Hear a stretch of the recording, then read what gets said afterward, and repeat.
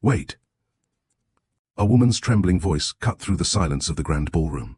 You've known me for 17 years? The billionaire standing at the podium smiled, but there was sadness in his eyes. I've known you longer than that. The guests exchanged puzzled glances. Reporters lowered their cameras. Even the orchestra had stopped playing. The woman searched his face, desperately trying to understand. I'm sorry, she whispered. Have we met before? He nodded slowly. Once. When? You were carrying 3 library books. Your umbrella was broken, and you smiled at a stranger who thought his entire future had fallen apart. Tears filled her eyes. I don't remember. I know, he replied softly. You weren't trying to change someone's life. He paused, his voice growing quieter. But you changed mine. The room became completely still. No one reached for their champagne. No one checked their phones. For the first time that evening, millions of dollars meant absolutely nothing. Only one question remained. What kind of secret could a billionaire carry in his heart for 17 years? And why reveal it tonight? Introduction. Hello everyone, and welcome back to Love Stories by Mr. Johnson, where every story is more than a romance. It's a journey through life's most meaningful lessons about love, kindness, healing, and the choices that quietly shape our future. If you're new here, we're honored to have you. And if you've been part of our family, thank you for coming back to share another unforgettable story with us. Before we begin, take a moment to subscribe, turn on notifications, and join our growing community of people who believe that the most powerful love stories aren't always the loudest. They're often the quiet ones that stay in our hearts forever. Now let me ask you something. Has a complete stranger ever changed your life without even realizing it? Maybe it was a few encouraging words when you needed them most. Maybe it was a small act of kindness that gave you the strength to keep going. Or perhaps you've changed someone else's life without ever knowing it. If that's happened to you, let us know in the comments. Your story might inspire someone who needs hope today. Tonight's story isn't about love at first sight. It's about a memory that refused to fade. It's about 2 people who spent years becoming the individuals they needed to be before life gave them another chance to meet. It's about discovering that wealth can build skyscrapers, but only kindness can build a home in someone's heart. So settle in, because this story will remind you that the smallest moments often leave the deepest footprints, that true love is built through patience rather than perfection, and that sometimes the greatest secret a person carries isn't one of shame. It's one of gratitude. Let's begin. Rain had a way of making the world quieter. On that chilly October afternoon, the sidewalks of Boston shimmered beneath a steady drizzle. Students hurried across campus with backpacks over their heads, business people ducked into coffee shops, and taxis splashed through puddles without slowing down. For Ethan Calloway, the rain seemed fitting. It matched exactly how he felt inside. At 21 years old, he was exhausted in ways that sleep couldn't fix. He adjusted the worn backpack hanging from one shoulder as he climbed the stone steps of the city's old public library. His sneakers were soaked, his jacket was beginning to leak through at the shoulders, and the umbrella he'd bought from a discount store the week before had finally given up after one strong gust of wind. The metal ribs stuck out in every direction. Figures, he muttered under his breath. He folded the broken umbrella anyway. Replacing it wasn't part of this week's budget. Neither was eating anywhere except the campus cafeteria. Neither was taking a day off from the part-time warehouse job that started every evening at 6. Life had become a careful calculation. Every dollar had a purpose before it even reached his wallet. Every hour belonged to someone else. And every dream seemed to come with a price tag he wasn't sure he could afford. As he stepped inside the library, warmth wrapped around him like a blanket. The familiar scent of old books, polished wood, and freshly brewed coffee drifted through the air. For just a moment, his shoulders relaxed.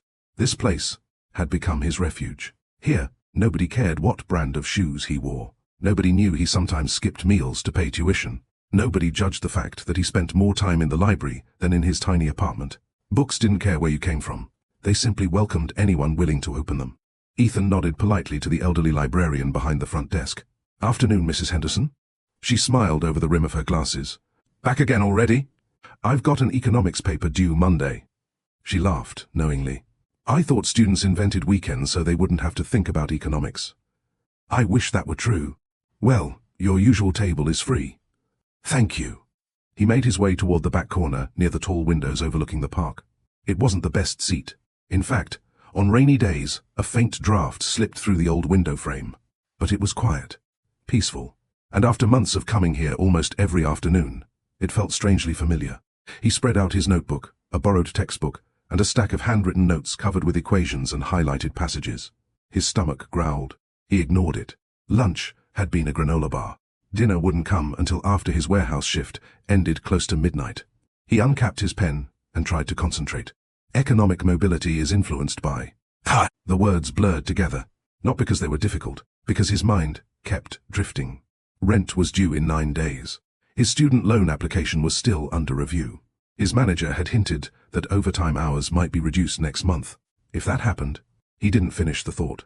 Instead, he rubbed his tired eyes and stared out the rain-speckled window.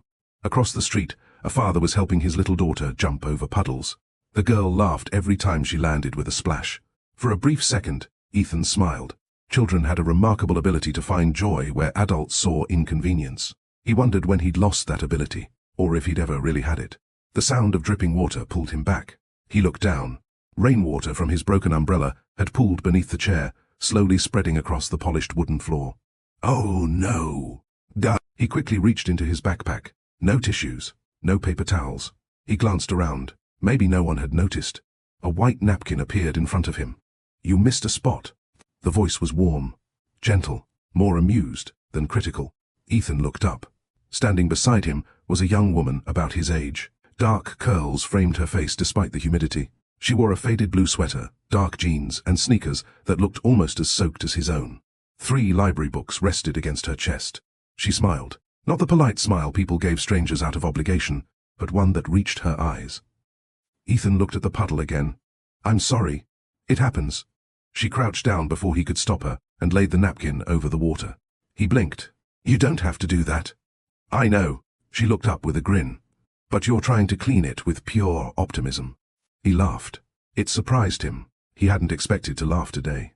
Together, they wiped up the small puddle before it reached the aisle. There, she said, tossing the damp napkin into a nearby trash bin.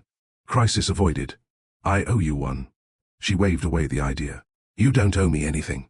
For a moment, neither of them spoke. Rain tapped softly against the windows.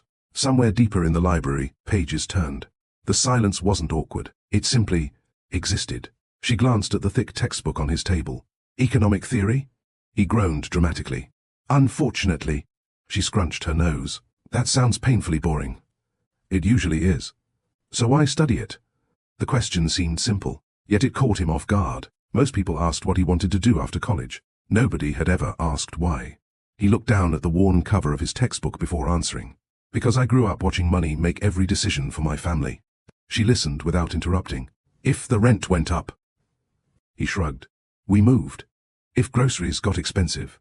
We ate less. If something broke. We hoped it wasn't important. He smiled faintly. I got tired of feeling powerless. She remained quiet. Not because she didn't know what to say. Because she understood that some answers deserved space. Finally, Ethan looked back at her. I don't want money deciding every choice I make anymore.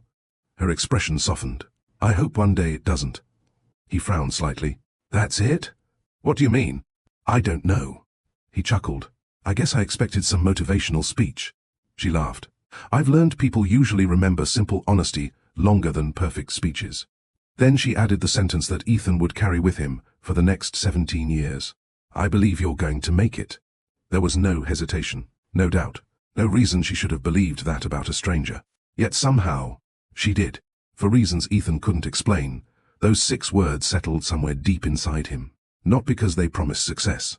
Because someone had looked at him, not his clothes, not his empty wallet, not his worries, and seen possibility. No one had done that in a very long time. She adjusted the books in her arms. I should let you get back to saving the economy. He smiled.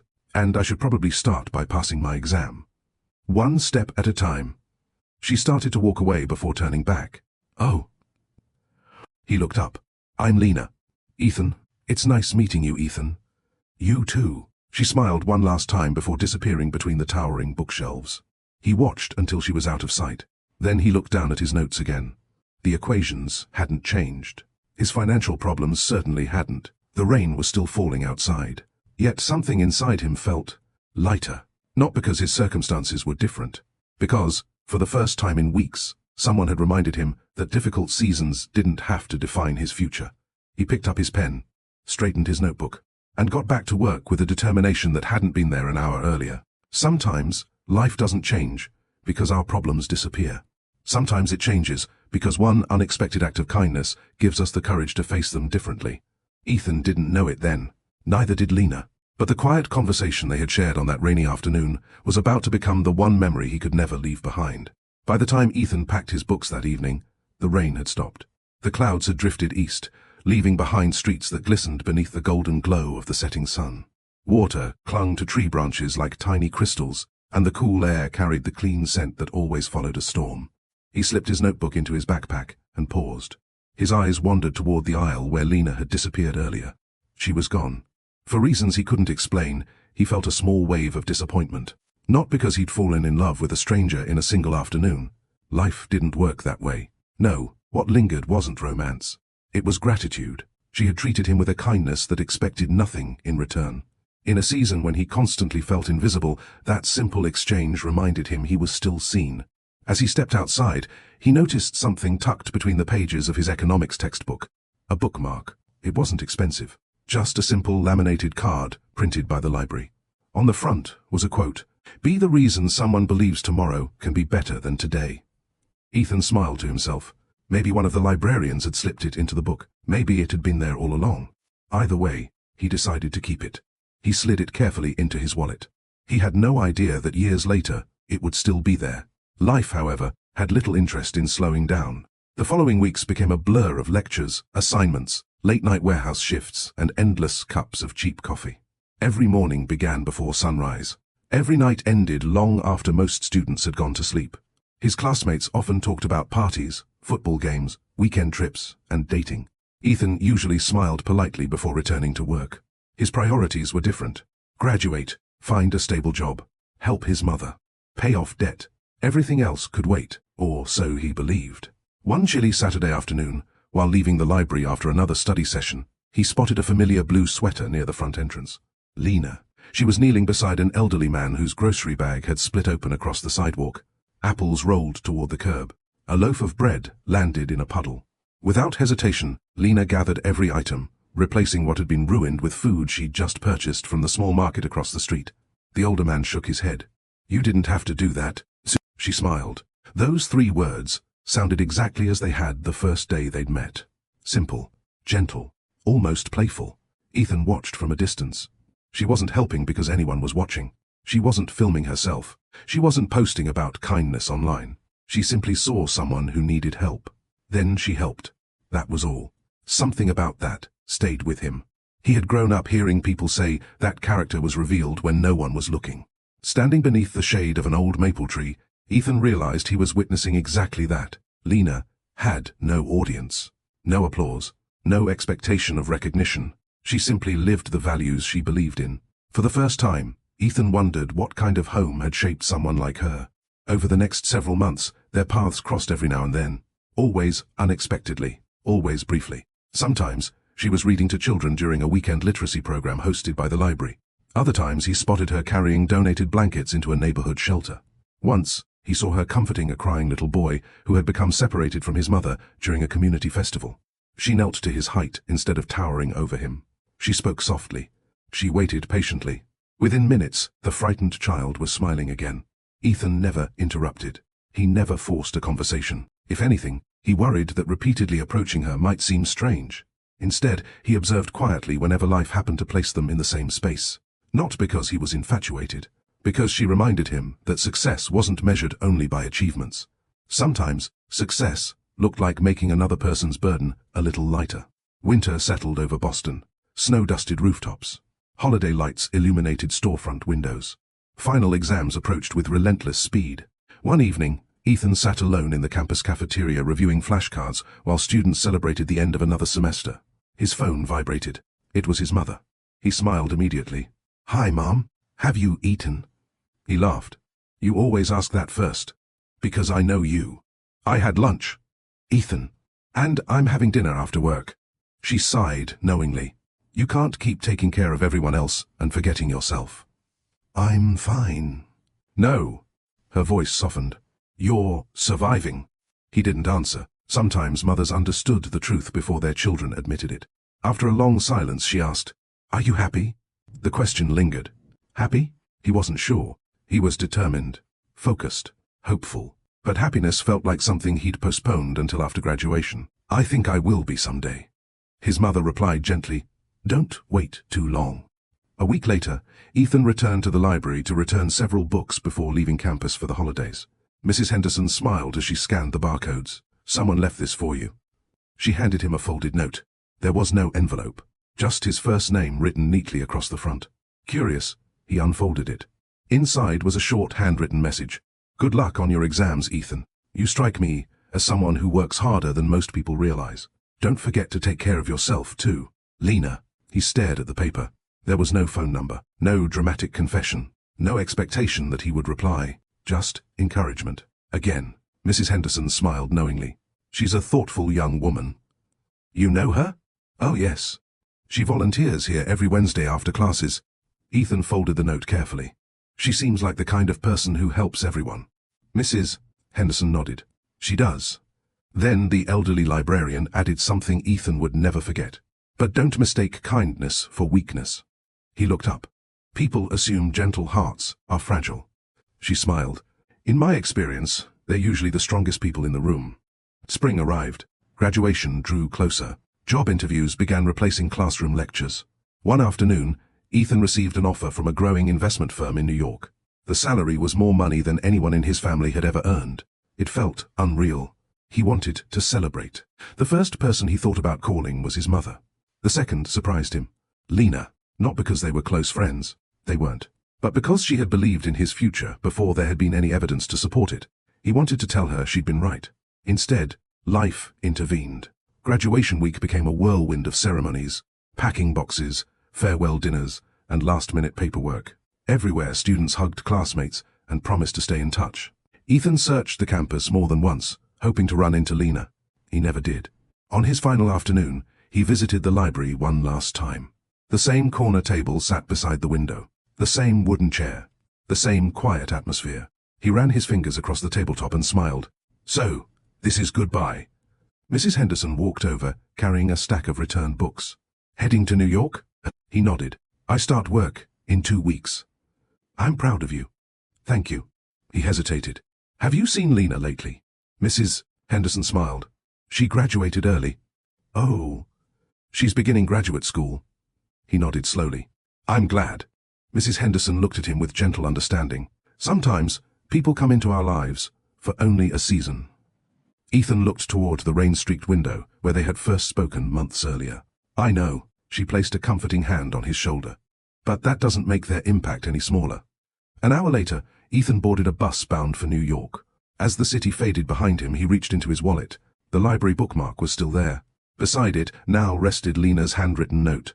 He folded both carefully together, not as reminders of someone he'd lost, but as reminders of the person he wanted to become. A person who worked hard without becoming hardened, who achieved success without forgetting compassion, who remembered that encouragement could outlast circumstance. Looking out the window, Ethan made himself a quiet promise.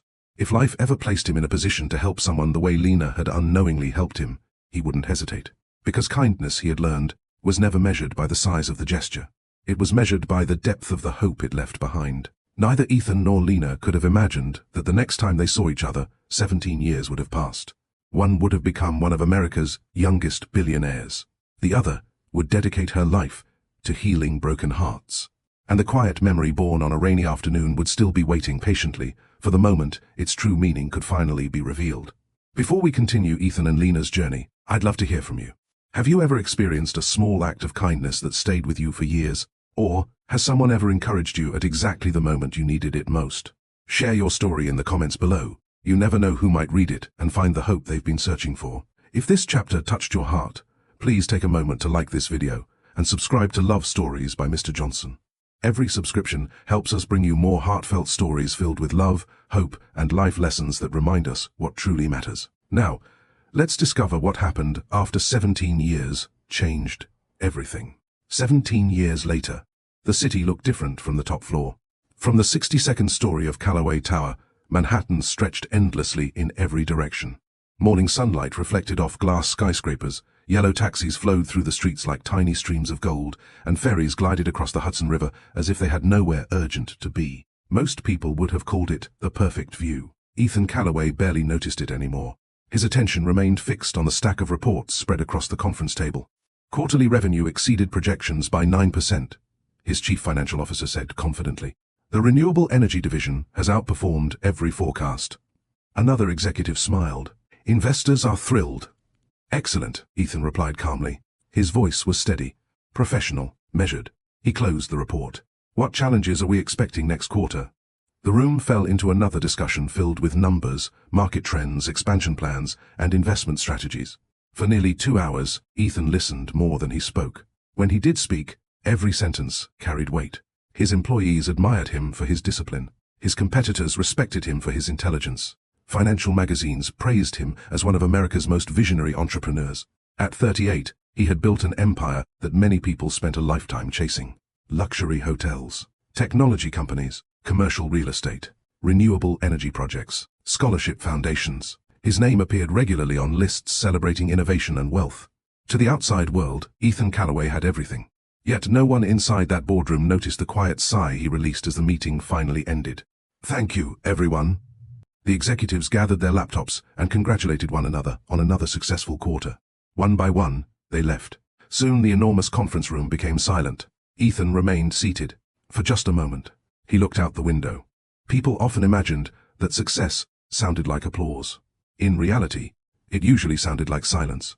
A soft knock interrupted his thoughts. His executive assistant, Claire Morgan, stepped inside carrying a tablet. You have lunch with the mayor at 1. He nodded. Conference call with London at 3. Okay. And Forbes would like to schedule another interview. Ethan smiled faintly. What do they want to ask this time? Claire glanced at her notes. How does it feel to have achieved the American dream? He couldn't help laughing. The same question they've asked every year. I can decline. No. He stood, buttoning his navy suit jacket. Schedule it. Claire hesitated. There is one more thing. Go ahead. You've cancelled your last 4 vacation requests. I'm busy. You've been busy for 11 years. Ethan looked at her. Claire had worked beside him long enough to speak honestly. Most employees wouldn't dare. I appreciate your concern. She folded her arms. I wasn't expressing concern. He raised an eyebrow. I was making an observation. He smiled. You've become very brave. I've become very employed. That made him laugh. It was one of the few genuine laughs he'd had all week. An hour later, Ethan's driver pulled up outside a luxury hotel where he was scheduled to meet several city officials. Photographers immediately gathered. Cameras over here, Mr. Callaway. Ethan, one picture. Congratulations on the new acquisition. Flashbulbs lit the entrance. He smiled politely, answered a few questions, shook hands. Everything looked effortless. It wasn't. Over the years, Ethan had perfected the art of appearing completely at ease. Few people realized that public attention exhausted him. Not because he disliked people, because very few conversations felt real anymore. Every introduction carried an expectation. Every compliment seemed connected to his success. Every invitation came with an opportunity someone hoped to gain. Sometimes he wondered, would anyone recognize him if his bank account disappeared tomorrow? It wasn't bitterness, only curiosity. That evening, long after everyone else had gone home, Ethan remained in his office overlooking the city. His desk was remarkably neat. A leather notebook, a silver fountain pen, a framed photograph of his mother. Nothing unnecessary. He opened the top drawer. Inside rested an old brown wallet. It had been replaced years earlier by newer ones, but he could never throw this one away. Carefully, he opened it. Tucked behind several faded cards were 2 pieces of paper, a laminated bookmark, and a handwritten note. The edges had softened with age. The ink had faded slightly.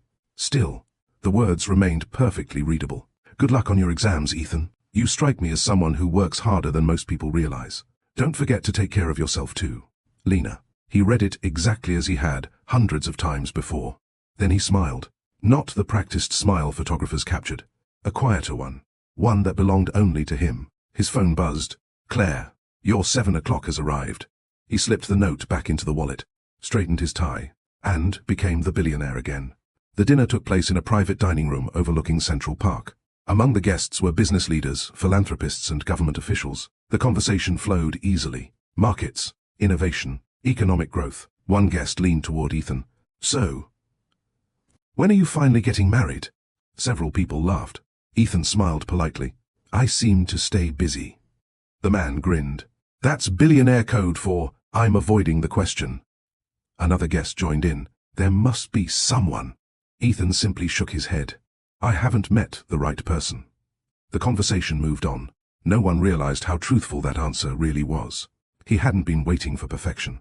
He'd been waiting for something he could never quite describe. Someone whose presence felt genuine. Someone who cared more about conversations than headlines. Someone whose kindness didn't depend on who was watching. Without realizing it, every meaningful comparison still led back to a rainy afternoon 17 years earlier. Across the East River, life looked very different. Inside a modest counseling center in Brooklyn, children's artwork covered the hallway walls. Hand-painted rainbows, families holding hands, crayon drawings of pets. Hope lived here in simple colors. Dr. Lena Brooks closed the folder in front of her after finishing another therapy session. A teenage girl stood near the doorway. You really think things can get better? Lena smiled gently. I don't think healing happens overnight. The girl looked disappointed. So, no? I think healing happens one honest conversation at a time. The teenager considered that. It's okay if today is just one step. She nodded slowly. I guess I can do one step. You don't have to climb the whole mountain today. Only take the next step. A small smile appeared. I'll try. That's all anyone can ask. After the girl left, Lena remained seated for a moment. Some sessions stayed with her, not because they were failures, because every broken heart reminded her how carefully people carried invisible pain. She believed emotional wounds deserved the same patience as physical ones. No one expected a broken bone to heal in a day. Why should broken trust be any different? Her co-worker, Maria, leaned against the office door. Long day? Lena nodded. But a good one. You say that every day. Because most days are. Maria laughed. You could make 3 times this salary working for a private practice. I know. You've never been tempted? Lena looked around at the colorful drawings decorating the hallway. I already have enough. Maria smiled knowingly. You really mean that? I do. Money solved many problems. Lena understood that. But she also knew there were things money couldn't purchase. Trust, peace, belonging, hope. Those had to be built, one relationship at a time. That same evening, as Manhattan's skyline sparkled beneath the fading sunset, Ethan stood alone beside his office window. Across the river, countless lights illuminated neighborhoods he rarely visited anymore. He didn't know that somewhere beyond those lights, a woman who had unknowingly shaped his life was finishing another ordinary workday. She had no idea that the encouragement she'd offered a struggling college student still rested inside his wallet. She had no idea that, despite everything he had accomplished, one simple conversation remained more valuable to him than any business deal he had ever signed. And she certainly had no idea that life was quietly preparing to bring them together again. Not because of coincidence, but because both of them had spent the last 17 years becoming the people they needed to be before love could finally find its way home. The invitation sat untouched on Ethan's desk for nearly 3 days. It was printed on thick ivory cardstock with elegant gold lettering. The Hope Horizon Foundation, Annual Gala for Youth Mental Health. Saturday, 7 p.m. Normally, invitations like this were handled by Claire. If it aligned with the company's charitable mission, Ethan attended. If not, a generous donation was sent in his place. This invitation felt different, not because of the foundation, because of the handwritten note at the bottom. Several of the counseling programs supported by this event have partnered with the Callaway Scholarship Initiative. Your presence would mean more than your donation. Ethan read it twice before setting it back down. Claire knocked lightly before entering. I had a feeling you'd still be looking at that invitation. I was deciding. She smiled knowingly. You've already decided. He looked up. Have the first? You only stare at invitations you're secretly planning to accept. He laughed softly. I've become predictable. Only to people who've worked with you for 10 years. She sat across from him. I did a little reading about the foundation. And? They've helped thousands of teenagers stay in school by providing counseling and family support. Ethan nodded thoughtfully. That's worth supporting. Claire hesitated before adding, one of the keynote speakers is supposed to be exceptional. Who? A family therapist from Brooklyn. She glanced at her tablet. Dr. Lena Brooks. The name settled over the room like a quiet echo. For a moment, Ethan didn't respond. Claire noticed the change in his expression. Do you know her? He looked toward the window before answering. I knew someone by that name. A long time ago. He smiled faintly. A very long time ago. Claire didn't press further. She had learned that Ethan rarely spoke about his personal life, unless he chose to. I'll confirm your attendance. He nodded. Please do. Across the East River, Saturday morning began much differently. Lena stood in the kitchen of her small apartment, watering the plants that lined her windowsill. Soft jazz played from an old speaker while sunlight streamed through the curtains. She moved slowly, intentionally. Weekends were her chance to breathe. Her phone buzzed. It was Maria. Please tell me you found something to wear tonight. Lena laughed. I own clothes. You own cardigans. They're comfortable. You are speaking at a charity gala. I'm speaking for 15 minutes. In front of some of the wealthiest people in New York. I'm speaking for teenagers. Maria sighed dramatically. That's exactly why they invited you. Lena smiled. I'll be fine. You always say that. Because I usually am. After ending the call, Lena opened her closet. She ignored the expensive dress Maria had insisted she borrow. Instead, she chose a simple navy blue evening dress. Elegant, comfortable, uncomplicated. It felt like her. As she fastened a pair of pearl earrings that had belonged to her grandmother, she remembered something her grandmother used to say. Never wear anything that makes you forget who you are. It had never been about clothes. It had been about character. That afternoon, Lena stopped by the counseling center before heading home to prepare. Several teenagers were helping decorate a community room for the following week's family workshop. One of them, 16-year-old Noah, looked unusually nervous. You okay? Lena asked gently. He shrugged. My foster parents are coming tonight. That's good, isn't it? I think they want to adopt me. She smiled warmly. How do you feel about that? He looked down. What if they change their minds? Lena leaned against the table beside him. When people have been disappointed a lot. He nodded. It's easy to believe everyone will leave. He looked at her quietly. Yeah. She smiled. But not everyone who enters your life is preparing to walk away. He didn't answer immediately. Instead, he whispered, I hope you're right. So do I. As she left the center a few minutes later, Noah's words stayed with her. Years of counseling had taught her something profound. The deepest wounds weren't always caused by what happened. Sometimes they were caused by what people came to expect. Rejection, abandonment, disappointment. When those became expectations, trust became difficult. Healing meant learning to expect something different. That evening, the ballroom shimmered beneath crystal chandeliers. Soft piano music floated through the air. Servers moved gracefully between elegantly dressed guests. Business leaders discussed investments. Politicians greeted donors. Photographers captured every arrival. When Ethan stepped through the entrance, cameras immediately turned toward him. Mr. Calloway, one photo, please. He smiled politely, paused for several pictures, then quietly slipped away from the attention as soon as protocol allowed. He preferred conversations over cameras. Across the ballroom, Lena had just arrived. Unlike many guests, she wasn't looking for familiar faces. Instead, she noticed a teenage girl standing alone near one of the windows. The girl clutched her invitation tightly. Her breathing looked uneven. Lena walked over. Mind if I join you? The teenager looked startled. Oh, sure. I'm Lena. I'm Emily. You seem a little overwhelmed. Emily gave a nervous laugh. I've never been somewhere like this. It can feel like a lot. I don't belong here. Lena looked around the room. You know what I see? Emily shook her head. A room full of people wearing expensive clothes. The girl laughed. So do I. But clothes don't tell me anything about a person's heart. Emily smiled a little. I never thought about it like that. Lena handed her a glass of sparkling water. Tonight isn't about fitting into the room. It's about remembering why you're here. Emily nodded. My counselor says I should stop believing I have to earn my worth. Lena smiled.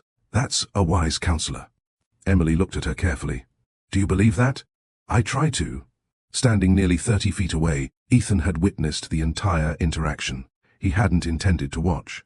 His eyes had simply found Lena the moment she entered the ballroom. 17 years. Yet somehow, she carried herself exactly the same. Not in appearance. Life had matured them both. Her features were softer, more confident. Her smile carried the quiet assurance of someone who had comforted countless hurting people. But the kindness, that was unchanged. She still gave people her full attention. She still listened more than she spoke. She still had an extraordinary ability to make one person feel like the most important person in the room. Ethan realized something. Success had changed him. Responsibility had changed him. Time had changed him. Kindness had simply deepened her. Claire quietly approached. There she is. He nodded. I know. You've been looking in her direction for the last 5 minutes. I have. Aren't you going to introduce yourself? He remained silent. Finally he answered, Not yet. Why? Because I don't want our first real conversation to begin with my name. Claire looked puzzled. I want it to begin with honesty. Later in the evening, the foundation director invited Lena to the stage. Her speech lasted only 15 minutes, yet by the time she finished, many guests were wiping away tears. She didn't speak about statistics. She spoke about people. She spoke about teenagers who believed they were impossible to love. Parents who wanted to repair broken relationships but didn't know how. Teachers who changed lives simply by refusing to give up on struggling students. Then she said something that settled deeply into Ethan's heart. People often ask me what healing looks like. She smiled gently. I think healing begins the moment someone feels truly seen. The ballroom fell silent. You don't have to solve someone's entire life to make a difference. Sometimes listening is enough. Sometimes believing in someone before they believe in themselves is enough. And sometimes... She paused. One sentence spoken with genuine kindness becomes the reason another person refuses to give up. Ethan unconsciously reached into his jacket pocket. His fingers touched the old wallet. Inside it rested a faded note written 17 years earlier. She had no idea. Not yet. As the evening came to a close, guests slowly began leaving. Near the exit, Lena paused to thank several volunteers. When she turned, she found herself face to face with Ethan. For just a second, neither of them spoke. She offered a warm, professional smile. I hope you enjoyed the evening. I did. His voice was calm. Your speech was remarkable. Thank you. I especially liked what you said about kindness. She smiled. I believe it. I can tell. There was something familiar about him. Not his face, exactly. More, the way he looked at her, as though he were remembering something precious. I'm sorry, she said with a small laugh. Have we met before? Ethan's heart skipped. Here it was. The question he'd imagined for years. He smiled gently. I think our paths crossed a long time ago. She searched her memory. I'm afraid I don't remember. That's okay. There wasn't a trace of disappointment in his voice. Some moments stay with one person more than the other. She tilted her head thoughtfully. That's an interesting way to look at it. He extended his hand. I'm Ethan. She shook it. Lena, it's nice to meet you. This time, he meant it in a completely different way. Because after 17 years of carrying a memory alone, they finally had the chance to create new ones together. For the next few days, Ethan surprised himself. He didn't ask Claire to arrange a meeting. He didn't have someone research Lena's schedule. He didn't send flowers, a donation in her name, or one of the countless grand gestures people often expected from someone with his resources. Instead, he waited, not because he lacked opportunities, because he respected timing. There was something about seeing Lena again that reminded him of a lesson he'd nearly forgotten. The best relationships weren't built by impressive entrances. They were built one honest conversation at a time. Monday morning arrived with crisp autumn air. Ethan stood in front of the large windows of his office, a mug of black coffee warming his hands. Claire entered carrying his schedule. You've got 3 board meetings, lunch with the Education Foundation, and a call with investors in California. He nodded. Anything else? There is. She smiled. The Hope Horizon Foundation sent a thank you email. And they're hosting a community reading day this Saturday. Ethan looked up. A reading day? They're looking for volunteers. Claire watched his expression carefully. You don't look like someone thinking about quarterly earnings anymore. He smiled. I'm thinking about Saturday. Across Brooklyn, Lena unlocked the counseling center before sunrise. She enjoyed arriving early. The building was quiet then, peaceful. She walked through each room, straightening chairs, watering plants, and placing encouraging quote cards on the tables where families would soon gather. One card read, Healing begins where honesty feels safe. Another said, Kindness is remembered long after words are forgotten. She smiled. People often assumed inspirational quotes changed lives. They didn't. People changed lives. The quotes simply reminded them of what they already knew. Maria appeared carrying 2 coffees. I brought your favorite. You really are my hero. I know. They laughed. Maria leaned against the doorway. So? Lena smiled knowingly. So? What did you think of the billionaire? Ethan? Yes. He seemed... She searched for the right word. Quiet. Maria blinked. Quiet? That's what stood out. I expected you to say successful. I could read that in the newspapers. I expected confident. He seemed that too. So why quiet? Lena stirred her coffee thoughtfully. Sometimes people who carry the most responsibility also carry the most silence. Maria studied her friend. You noticed all that after one conversation? I notice people. It wasn't arrogance. It was simply part of her work. Years of counseling had taught Lena that what people didn't say often mattered more than what they did. Saturday arrived with clear skies and cool weather. The community reading event was held at the same public library where Ethan had first met Lena all those years ago. The old stone building looked almost unchanged. Fresh paint covered the walls. New computers filled one corner. But the tall windows, the polished wooden floors, the smell of books, those remained exactly as Ethan remembered. He stood outside for a long moment before walking inside. Memories greeted him before people did. A rainy afternoon. A broken umbrella. A young woman offering a napkin. I believe you're going to make it. He smiled to himself. Some places didn't simply hold memories. They protected them. Inside the children's reading room, volunteers arranged colorful cushions while parents signed their children in. Lena was kneeling beside a little boy who looked determined to hide behind his mother's leg. What's your name? She asked gently. He whispered something almost impossible to hear. I'm sorry. He tried again. Oliver. Hi, Oliver. She smiled warmly. I like your dinosaur backpack. His eyes brightened. You know dinosaurs?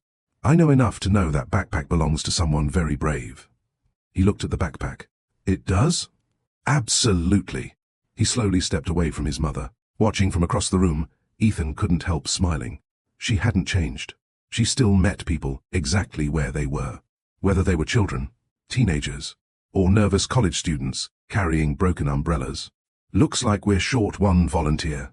The event coordinator looked around. Can anyone help with the older reading group? I can, Ethan spoke before thinking. The coordinator smiled gratefully. Perfect. 5 minutes later, Ethan found himself sitting in front of 8 children between the ages of 9 and 11. He looked at the book in his hands, then at the children staring back expectantly. One little girl raised her hand. Mister? Yes? Are you famous? Several children immediately turned toward him. Ethan laughed softly. Sometimes people recognize me. Why? I own a few companies. Another boy frowned. My mom owns a bakery.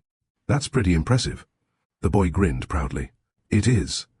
Ethan smiled. What your mom does matters just as much. The children nodded with complete seriousness. Children had a wonderful way of accepting truth without complication. He opened the book. Ready? 8 excited voices answered together. Yes! An hour later, the event came to a close. Parents thanked the volunteers while children proudly carried home borrowed books. Lena was stacking chairs when Ethan approached. I didn't know you volunteered here. She smiled. I've been coming for years. I can tell. What about you? My assistant convinced me. She laughed. So, you don't usually let children critique your storytelling skills? They were surprisingly honest. What happened? One informed me my pirate voice needed more confidence. Lena burst into genuine laughter. I'm afraid children are ruthless. I noticed. They're also wonderful teachers. How so? They remind us not to take ourselves too seriously. Ethan considered that. I could probably use that reminder. She looked at him for a moment. You carry a lot, don't you? The question wasn't intrusive. It was observant. He didn't answer immediately. Finally, he nodded. Some days, I imagine people expect a great deal from you. They do. That must be exhausting. He looked at her with quiet surprise. Most people envied his position. Very few acknowledged its weight. You might be the first person who's ever said that. She shrugged gently. Every life has responsibilities. Wealth doesn't erase that. He smiled. You have an interesting way of seeing people. I try to see the person before the position. Those words settled deep inside him. For years, he had been introduced as a billionaire before he was introduced as Ethan. Today, someone had quietly reversed the order. As volunteers packed away the remaining books, an elderly woman approached Ethan. You read beautifully. He smiled. I appreciate that. She looked at Lena before turning back to him. You know, she lowered her voice conspiratorially. She's been coming here since she was in college. Ethan glanced toward Lena. I believe that. Never missed a month. The woman smiled proudly. Some people become successful. She looked toward Lena again.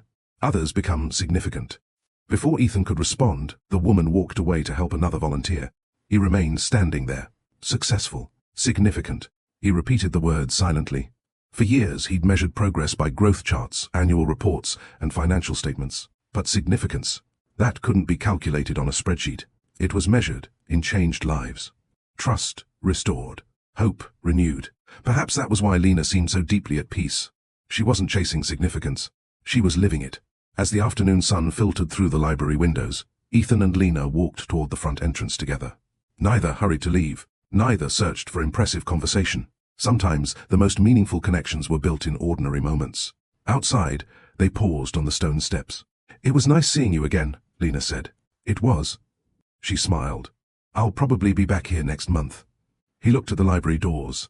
"So will I." This time, it wasn't nostalgia bringing him back. It was possibility, not the possibility of romance. That would take time. Trust, shared experiences, the possibility of getting to know the woman behind one unforgettable memory.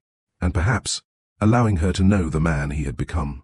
As Lena walked toward the subway station and Ethan toward the waiting car, neither realized they carried the same quiet thought. Some people entered your life with fireworks. Others arrived with conversations so ordinary they almost went unnoticed. Yet, those were often the ones that changed everything. And sometimes, the strongest foundations for love were laid long before either heart recognized what was quietly being built beneath their feet. The following Tuesday, Ethan found himself thinking about the library more often than he expected. Not because it had been extraordinary. Quite the opposite. Nothing dramatic had happened. No grand confession. No miraculous coincidence. Just two people talking without trying to impress one another. Somehow, that felt rarer than any headline his companies had ever made. As he stepped into his office, Claire handed him the morning schedule. "Busy day?" He glanced at the list. "Very." She hesitated. "You've smiled more this week." Ethan looked up with mild surprise. "Have the first?" "I've worked for you long enough to notice." He chuckled. "I suppose reading pirate stories to 9-year-olds has lasting effects." Claire laughed. "I don't think that's the reason." Before he could respond, his phone rang, signaling the start of another round of meetings. Yet even as billion-dollar negotiations filled his calendar, part of his mind remained in a quiet library where conversations had required no title, no reputation, and no expectations. Across Brooklyn, Lena's day unfolded much as it always did. One family celebrated their son's progress after months of counseling. Another struggled through painful conversations they had avoided for years. Between appointments, Lena wrote notes in each file. She believed every person deserved to have someone remember not only their struggles, but also their victories. As she finished one report, Maria walked into her office. "You've been invited to another community event." Lena smiled. "What is it this time?" "A financial literacy workshop for high school seniors." Lena raised an eyebrow.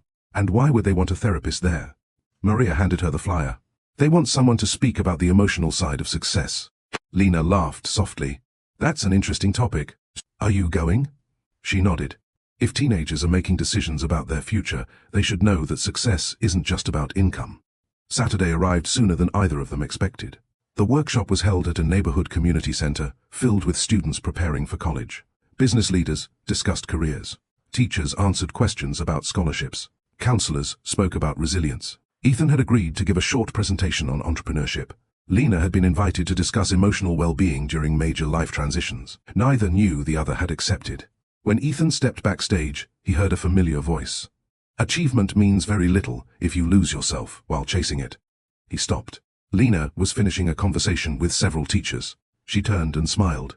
"Ethan, it's good to see you again." "You too." Neither of them mentioned that this was already becoming a pleasant habit. Their presentations couldn't have been more different. Ethan spoke first.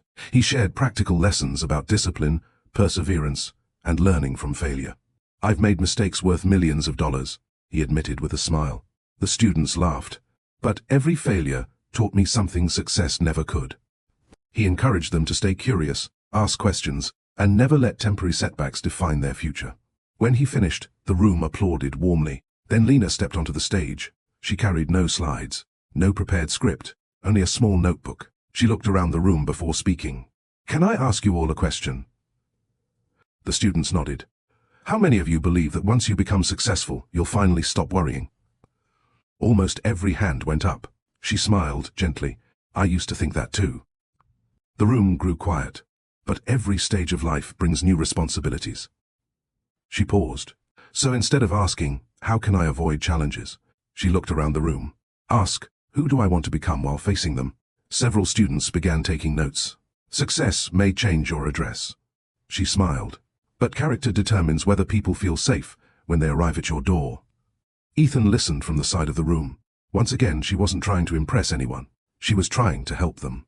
That difference mattered. After the workshop, volunteers served coffee while students mingled with the speakers. Ethan found Lena standing near a bulletin board covered with thank you notes from former students. Your talk was excellent, he said. So was yours. I noticed we gave different advice. She laughed. Not different. Complementary. He considered that. I focused on building a career. And I focused on building a person. He smiled. I think they need both. So do I. For a moment, they simply looked at the colorful notes covering the wall. One handwritten message caught Ethan's attention. Thank you for believing in me before I believed in myself. He read it twice, then quietly said, funny how often that idea keeps appearing. Lena nodded. Because it's true. She turned toward him. Most people don't need someone to rescue them. They need someone to remind them they aren't alone. As they walked toward the parking lot together, light snow began to fall. Neither hurried. The silence between them felt comfortable now. Not empty. Peaceful. Lena glanced upward. I've always loved the first snowfall. Why? It reminds me that quiet things can still change the landscape. Ethan smiled. You have a way of turning ordinary moments into lessons. My grandmother used to say, life is always teaching. And, are we good students? She laughed. Some days. He nodded thoughtfully. I've spent years learning how to build companies. And, I'm beginning to realize I never learned how to slow down. She looked at him with quiet understanding. Slowing down isn't falling behind. It's making sure you don't miss what's most important. Her words lingered long after they reached their cars. That evening, Ethan drove home through gently falling snow instead of asking his driver to take the wheel. The city lights blurred softly against the windshield. For the first time in years, he wasn't thinking about quarterly reports. He was thinking about conversations, about presence, about how peaceful he felt after spending an afternoon with someone who never seemed interested in what he owned. At the same time, Lena sat beside her apartment window with a cup of chamomile tea. She found herself smiling without quite knowing why. Ethan was unlike most influential people she'd met. He listened carefully. He asked thoughtful questions. He never interrupted. Most surprisingly, he seemed genuinely interested in becoming a better person rather than simply appearing successful. Neither of them called it friendship. Not yet. Friendship, like trust, wasn't declared. It was quietly built through consistency, respect, and small moments that proved a person's character over time. Sometimes the strongest relationships don't begin with excitement. They begin with peace, and without either of them realizing it, peace was slowly becoming the language their hearts understood best.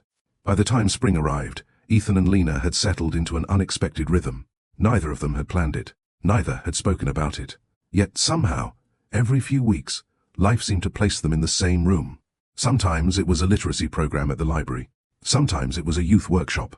Sometimes it was a fundraising meeting where Ethan represented one of his foundations while Lena spoke on behalf of the families she served. Each meeting ended the same way, with a conversation that lasted longer than either of them intended. And each conversation left them looking forward to the next. One Thursday afternoon, Ethan received a text from Claire. Claire, the community center called. They need extra volunteers for Saturday's neighborhood garden project. A second message followed. Dr. Brooks already confirmed she'll be there. Ethan smiled before he realized he was smiling. He typed only 2 words. I'll come. Claire looked up from across the office. You answered awfully fast. I had an opening. You cancelled golf with 3 investors. They'll survive. Claire folded her arms. They certainly will. She didn't say anything else, but she couldn't hide the satisfied smile on her face. For years she'd watched Ethan devote every spare moment to work. Now, for the first time, he was making room for people instead of projects. Saturday morning arrived bright and warm. The neighborhood garden sat between 2 apartment buildings that housed dozens of low-income families. Raised flower beds lined the walkways. Children chased butterflies through patches of fresh grass, while volunteers planted vegetables that residents would later harvest together. Lena was already there, kneeling beside a little girl who held a tiny packet of sunflower seeds. What happens if I plant them wrong? The girl asked. Lena smiled. Flowers are more forgiving than we think. So, they'll still grow? If we keep caring for them. The little girl carefully pressed a seed into the soil. My grandma says people are like gardens. Lena's eyes lit up. Your grandma sounds very wise. The girl nodded proudly. She says, kindness is like water. Just then, Ethan approached carrying several bags of gardening supplies. I think your grandma may be right. The little girl looked up. Hi, Mr. Ethan. He laughed. Hi there. You came back. I did. You said rich people are busy. I am. She tilted her head. So, why are you here? Ethan looked around at the volunteers working side by side. Then he answered honestly. Because some things are more important than being busy. The child accepted the answer without question. Later that morning, Ethan and Lena were assigned to the same flower bed. For several minutes they worked quietly, loosening soil and planting herbs. Finally, Lena glanced at him. I have a question. I'm listening. Why do you really volunteer? He brushed dirt from his hands before answering. When I was younger, I thought success meant reaching the top. And now? I've learned the view from the top can be lonely. She nodded thoughtfully. I've met a lot of successful people. And? The happiest ones usually spend more time serving than proving themselves. Ethan smiled. I think I'm still learning that lesson. We all are. Around lunchtime, volunteers gathered beneath a large oak tree for sandwiches and lemonade. The conversation drifted from gardening to childhood memories. Someone asked what everyone's first job had been. A teacher spoke about delivering newspapers. Another volunteer had worked at an ice cream shop. When it was Ethan's turn, he smiled. I unloaded trucks in a warehouse. One of the teenagers looked surprised. You? Me? What was it like? Cold. Everyone laughed. And exhausting. Were you already rich? He shook his head. My family struggled for a long time. The teenager looked genuinely curious. So, you remember what that's like? I'll never forget. Lena listened quietly. She noticed something important. Whenever Ethan talked about his success, he spoke carefully. Whenever he talked about his past, he spoke honestly. There was a difference. Success described what he'd accomplished. His past explained who he'd become. That afternoon, an elderly volunteer named Mr. Alvarez accidentally dropped a heavy bag of soil. Before anyone else reacted, Ethan hurried over. Let me help. I've got it, the older man insisted. We've both got it. Together, they lifted the bag into a wheelbarrow. Mr. Alvarez smiled. You don't mind getting your hands dirty? Ethan looked down at his gloves, now covered in soil. I've learned that clean hands don't always mean meaningful work. The older man chuckled. I like that. Lena overheard the exchange. She remembered seeing Ethan in tailored suits at charity galas. Watching him spend the afternoon digging in the dirt without concern for appearances told her more about his character than any newspaper article ever could. Character revealed itself in ordinary moments, not carefully managed ones. As the day came to an end, volunteers admired the freshly planted garden. Rows of tomatoes, herbs, peppers and flowers stretched across the once empty space. Children proudly pointed to the sections they'd planted themselves. It doesn't look like much yet, one boy said. Lena knelt beside him. What do you see? Mostly dirt. She smiled. I see tomorrow. The boy frowned. How? Because growth usually begins where nothing seems to be happening. He looked back at the tiny seedlings. So we just wait? We wait. She nodded. And we keep taking care of what we've planted. Ethan stood nearby, listening. He couldn't help thinking she wasn't talking only about gardens. Some relationships were exactly the same. They didn't bloom overnight. They grew because two people continued showing up with patience, honesty, and care. As everyone packed up for the day, Ethan and Lena walked slowly toward the parking lot. Neither felt the need to fill every silence. Some conversations had already been spoken through shared work, quiet smiles, and the simple act of standing beside one another. For the first time in many years, Ethan realized he wasn't looking forward to another business achievement. He was looking forward to another ordinary Saturday. And somehow, that felt like the greatest success of all. A week after the community garden project, Ethan found himself doing something he hadn't done in years. He left work early. Claire looked up from her desk as he picked up his jacket. It's only 4:30. I noticed. You have 2 free hours before dinner. I know, she smiled knowingly. And you don't have a meeting. No. So, what are you planning to do with 2 completely unscheduled hours? Ethan thought for a moment. I honestly don't know. Claire laughed. You realize that's progress, right? He raised an eyebrow. How?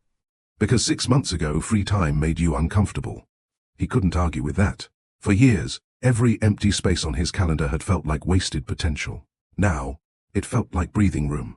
Without thinking too much about it, Ethan drove toward the public library. The same library. The same stone steps. The same tall windows that had quietly witnessed the beginning of a memory 17 years earlier. Inside, very little had changed. Children still sat cross-legged, listening to stories. College students still filled the long wooden tables. Retirees still wandered slowly through the history section. The library had never cared how much money someone earned. Everyone entered through the same doors. Everyone borrowed books with the same card. Ethan smiled. There was something comforting about places that treated people equally. As he wandered through the aisles, he noticed a familiar figure sitting near the reading corner. Lena. She wasn't reading.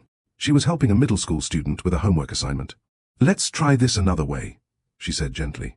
The boy sighed. "I'm just bad at math." Lena shook her head. "No. I'm confused. There's a difference." He looked uncertain. "When we tell ourselves we're bad at something, we stop trying." She pointed to the notebook. "But confusion simply means we're still learning." Slowly the boy nodded. "I never thought about it like that. Words matter." She smiled warmly. "Especially the ones we say to ourselves." Ethan remained where he was, pretending to browse a nearby shelf. Her words reached him more deeply than she could have imagined. How many years had he told himself that his value depended on achievement? How often had he mistaken exhaustion for dedication? Success had changed his circumstances, but some of his oldest beliefs had never been questioned. When the tutoring session ended, the boy packed his books. "Thanks, Dr. Brooks. You did the hard part." "No. You helped. I reminded you that you could do it." He smiled proudly before running toward the exit, where his mother waited. Only then did Lena notice Ethan. She looked pleasantly surprised. "I didn't expect to see you here. I had some free time. And you chose the library. It seemed like a good place to remember how to slow down." She laughed softly. "I like that answer." They walked toward the small cafe tucked inside the building. The afternoon crowd had thinned, leaving only a handful of occupied tables. After ordering coffee, they found seats beside the same tall windows where rain had once fallen against the glass. Neither of them noticed the significance of the table. Only Ethan did. For several minutes, they talked about ordinary things. Books, favorite authors, travel, childhood memories. It felt effortless. Then Lena asked a question that caught him by surprise. "What were you like before business became your whole life?" He looked out the window. "I honestly don't know." "I think you do." He smiled faintly. "I used to draw." "You drew?" "Terribly." She laughed. "I don't believe that. My mother kept every sketch." "What did you draw?"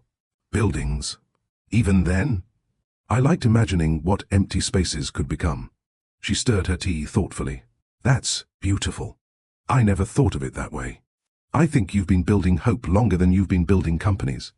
The sentence lingered. Hope. No interviewer had ever described his work that way. They talked for nearly an hour. For the first time in years, Ethan realized no one had asked him about stock prices, company acquisitions, or financial forecasts. Instead, someone wanted to know who he had been before success introduced itself. It felt strangely freeing. Eventually, Ethan asked, "What made you become a therapist?" Lena grew quiet. "My father." He waited. He struggled after losing his job. She looked down at her cup. Not because he couldn't find another one. Because he believed losing his job meant losing his value. Ethan listened carefully. It changed him. He became quieter. More distant. He thought protecting us meant carrying everything alone. She smiled sadly. "I loved him very much." "What happened?" "He eventually asked for help." She looked back up. "That decision probably saved our family." She paused. "I think that's when I realized people don't just need advice. They need permission to be human." Ethan nodded slowly. "My mother used to say something similar." "What?" "Strength isn't pretending you're never tired," he smiled.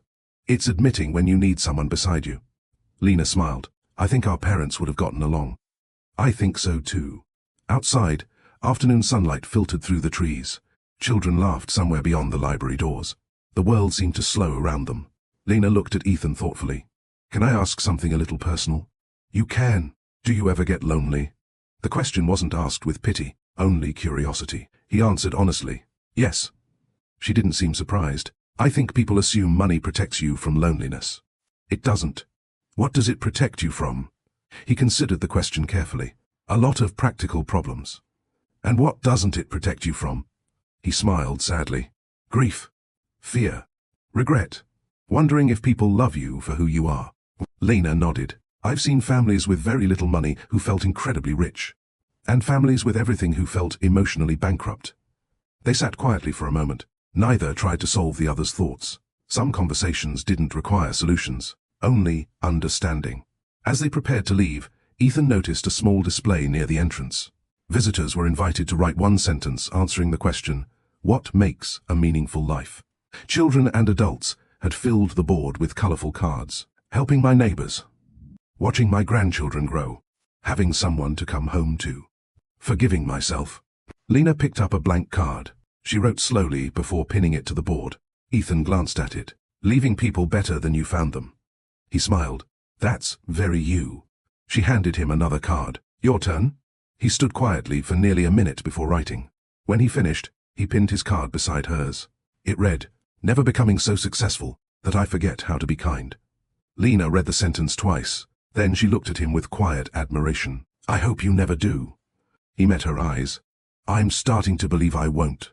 As they stepped outside into the cool evening air, Ethan realized something had changed. He no longer looked forward to seeing Lena because of a memory from the past. He looked forward to seeing her because of the person she was in the present. And without realizing it, Lena was beginning to trust the man behind the headlines. Not because of his wealth, not because of his reputation, but because, every time they met, his actions quietly matched his words.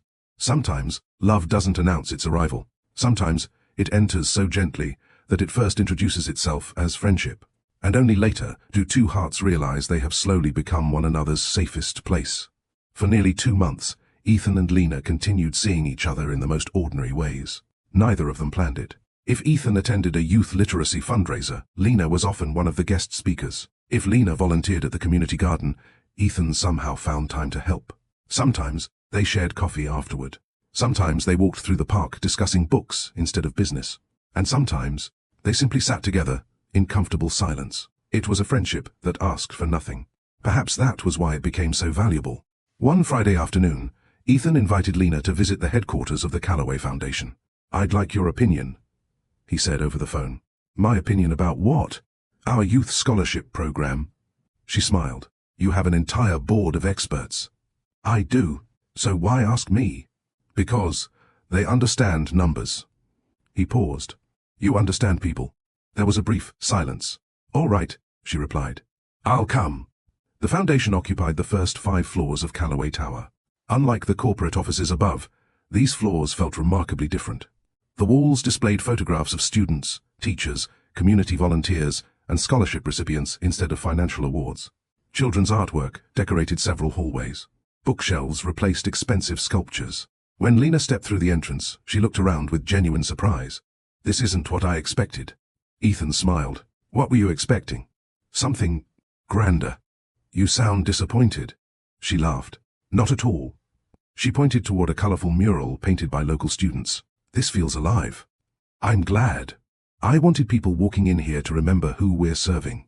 As they toured the building, staff members greeted Ethan warmly. What caught Lena's attention wasn't that everyone respected him. It was how he treated them. He remembered names. He asked about families. He congratulated one employee whose daughter had recently graduated from college. He thanked the receptionist for staying late during a fundraising event. Nothing felt rehearsed. Everything felt sincere. At one point, a janitor accidentally bumped into Ethan while moving supplies. "I'm so sorry, Mr. Callaway." "No apology needed." Ethan smiled. "Looks like we're both walking too fast." The man laughed with relief. After they continued down the hallway, Lena glanced sideways at Ethan. "You know everyone's name?" "I try to." "Why?" He looked surprised by the question. "Because they're people." She smiled quietly. "So simple." Inside one meeting room, several scholarship recipients waited to speak with Ethan. One by one, they shared updates about college, internships, and career plans. A young woman named Jasmine stayed behind after everyone else had left. She looked nervous. "Ethan." "Yes?" "I just wanted to thank you." "You already did during the meeting." "I know." She looked down. "But there's something you don't know." He waited patiently. "My scholarship wasn't the biggest gift." "It wasn't?" She shook her head. "The letter you wrote was." Ethan frowned slightly. "What letter?" "The one that said." She reached into her bag and unfolded a carefully preserved piece of paper. "You wrote." She smiled as she read aloud. Never believe that your current circumstances have the final word on your future. Her eyes glistened. I read that every week. After Jasmine left, Lena looked at Ethan thoughtfully. You write letters to every scholarship student. I try. How many are there? Almost 400. She stared at him. You handwrite everyone? He shrugged modestly. I know what encouragement meant to me once. Lena felt something shift inside her. She had spent weeks getting to know Ethan, yet he continued revealing quiet pieces of himself that never appeared in interviews. People admired him because he was successful. She was beginning to admire him because he was intentional. That afternoon, they left the office and walked through Bryant Park. Office workers filled the benches. Street musicians performed near the fountain. Children chased pigeons across the grass. It was an ordinary New York afternoon. I've been meaning to ask you something, Ethan said. You've said that 3 times. I know. She laughed. Go ahead. He took a slow breath. Why don't you ever talk about yourself? She looked genuinely puzzled. I do. You talk about your patients. My co-workers. The children you mentor. The families you help. He smiled gently. But not you. Lena grew quiet. I suppose. She searched for the right words. I'm more comfortable listening. Why? She looked toward the fountain. When I was younger, my mother used to tell me that everyone carries something invisible. Ethan nodded. I believe that. So, I learned to notice what other people carried. And what about what you carry? She didn't answer immediately. Instead, she watched a father teaching his daughter to ride a bicycle. Finally, she spoke. My engagement ended 6 years ago. Ethan looked at her, surprised. I didn't know. I don't usually tell people. What happened? He wasn't a bad man. She smiled sadly. We simply wanted different lives. In what way? He believed success meant always chasing something bigger. And you? I wanted a life that left room for dinner with family. Weekends. Conversations. She sighed softly. Neither of us was wrong. We just kept asking the other person to become someone they weren't. Ethan understood more than she realized. And after that, I stopped dating seriously. Because you were afraid? She looked at him honestly. No.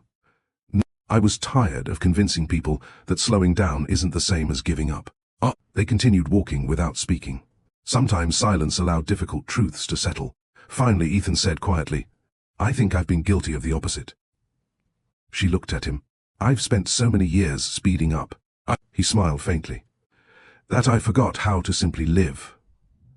Lena's expression softened. You've been learning. Because of you.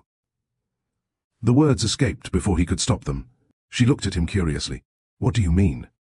He smiled, choosing his words carefully. Since we became friends, I've started asking different questions. Instead of asking, how much more can I accomplish? I've started asking, who am I becoming? Lena smiled warmly. I think that's a much better question. So do I. As evening settled over the city, they reached the entrance to the subway station where Lena usually caught her train. She turned toward him. Thank you for today. I should be thanking you. For what? You helped me see my own foundation through different eyes. She laughed. I mostly ask questions. Exactly, he smiled. You have a gift for helping people discover answers they already carry. What? Lena looked at him for a long moment. You know. What? You're very different from the man I expected to meet. He raised an eyebrow. Should I be offended? She laughed. No. I expected confidence. I found humility. I expected someone driven by success. I found someone trying very hard not to let success define him. She paused. I'm glad I was wrong.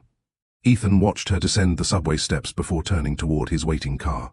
For the first time in years, he realized something remarkable. He no longer felt the need to impress Lena. He simply hoped to keep earning her trust. And perhaps that was the beginning of something deeper than either of them yet understood.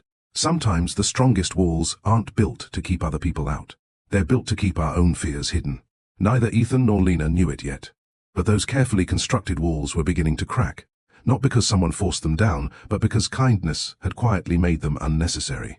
The following Wednesday began like any other. Ethan arrived at the office before sunrise. The city was still waking up, but the lights inside Callaway Tower were already glowing. Claire walked into his office carrying his schedule. You've got meetings until 4, a conference call at 5, and dinner with the university board at 7. Ethan scanned the list. Move the dinner. Claire blinked. You've never asked me to move that meeting. I know. Everything okay? He nodded.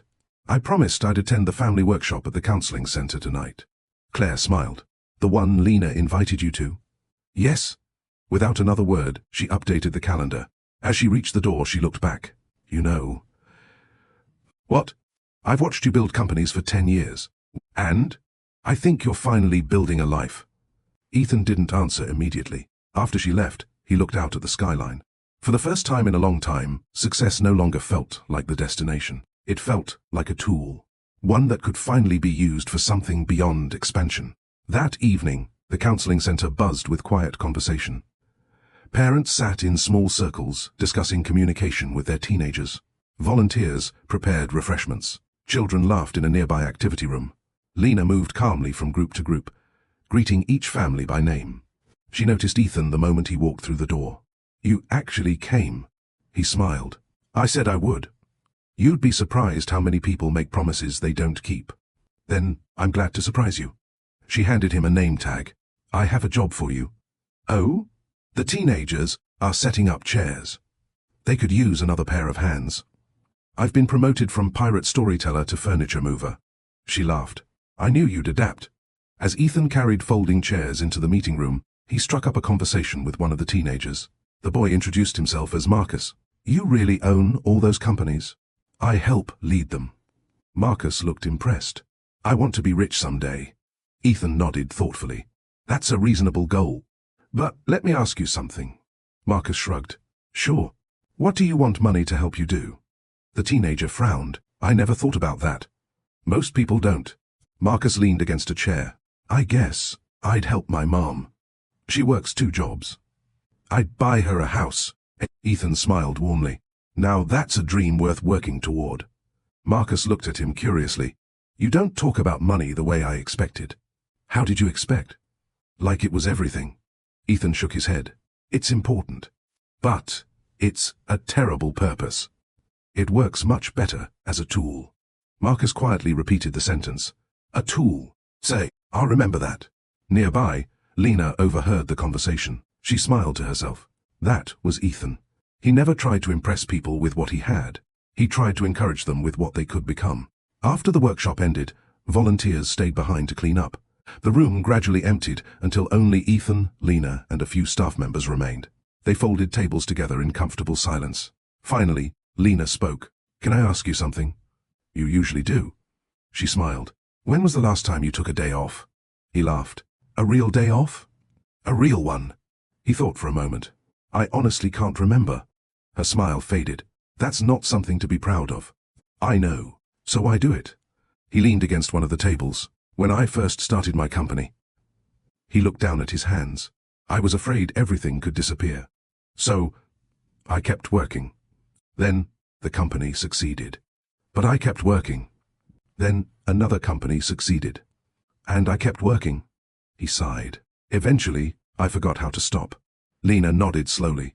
Fear has a way of disguising itself as productivity. He looked at her. I've never heard it described that way. I've seen it many times. She smiled gently. People think they're running toward success, when they're actually running away from fear. Those words stayed with Ethan long after they left the center.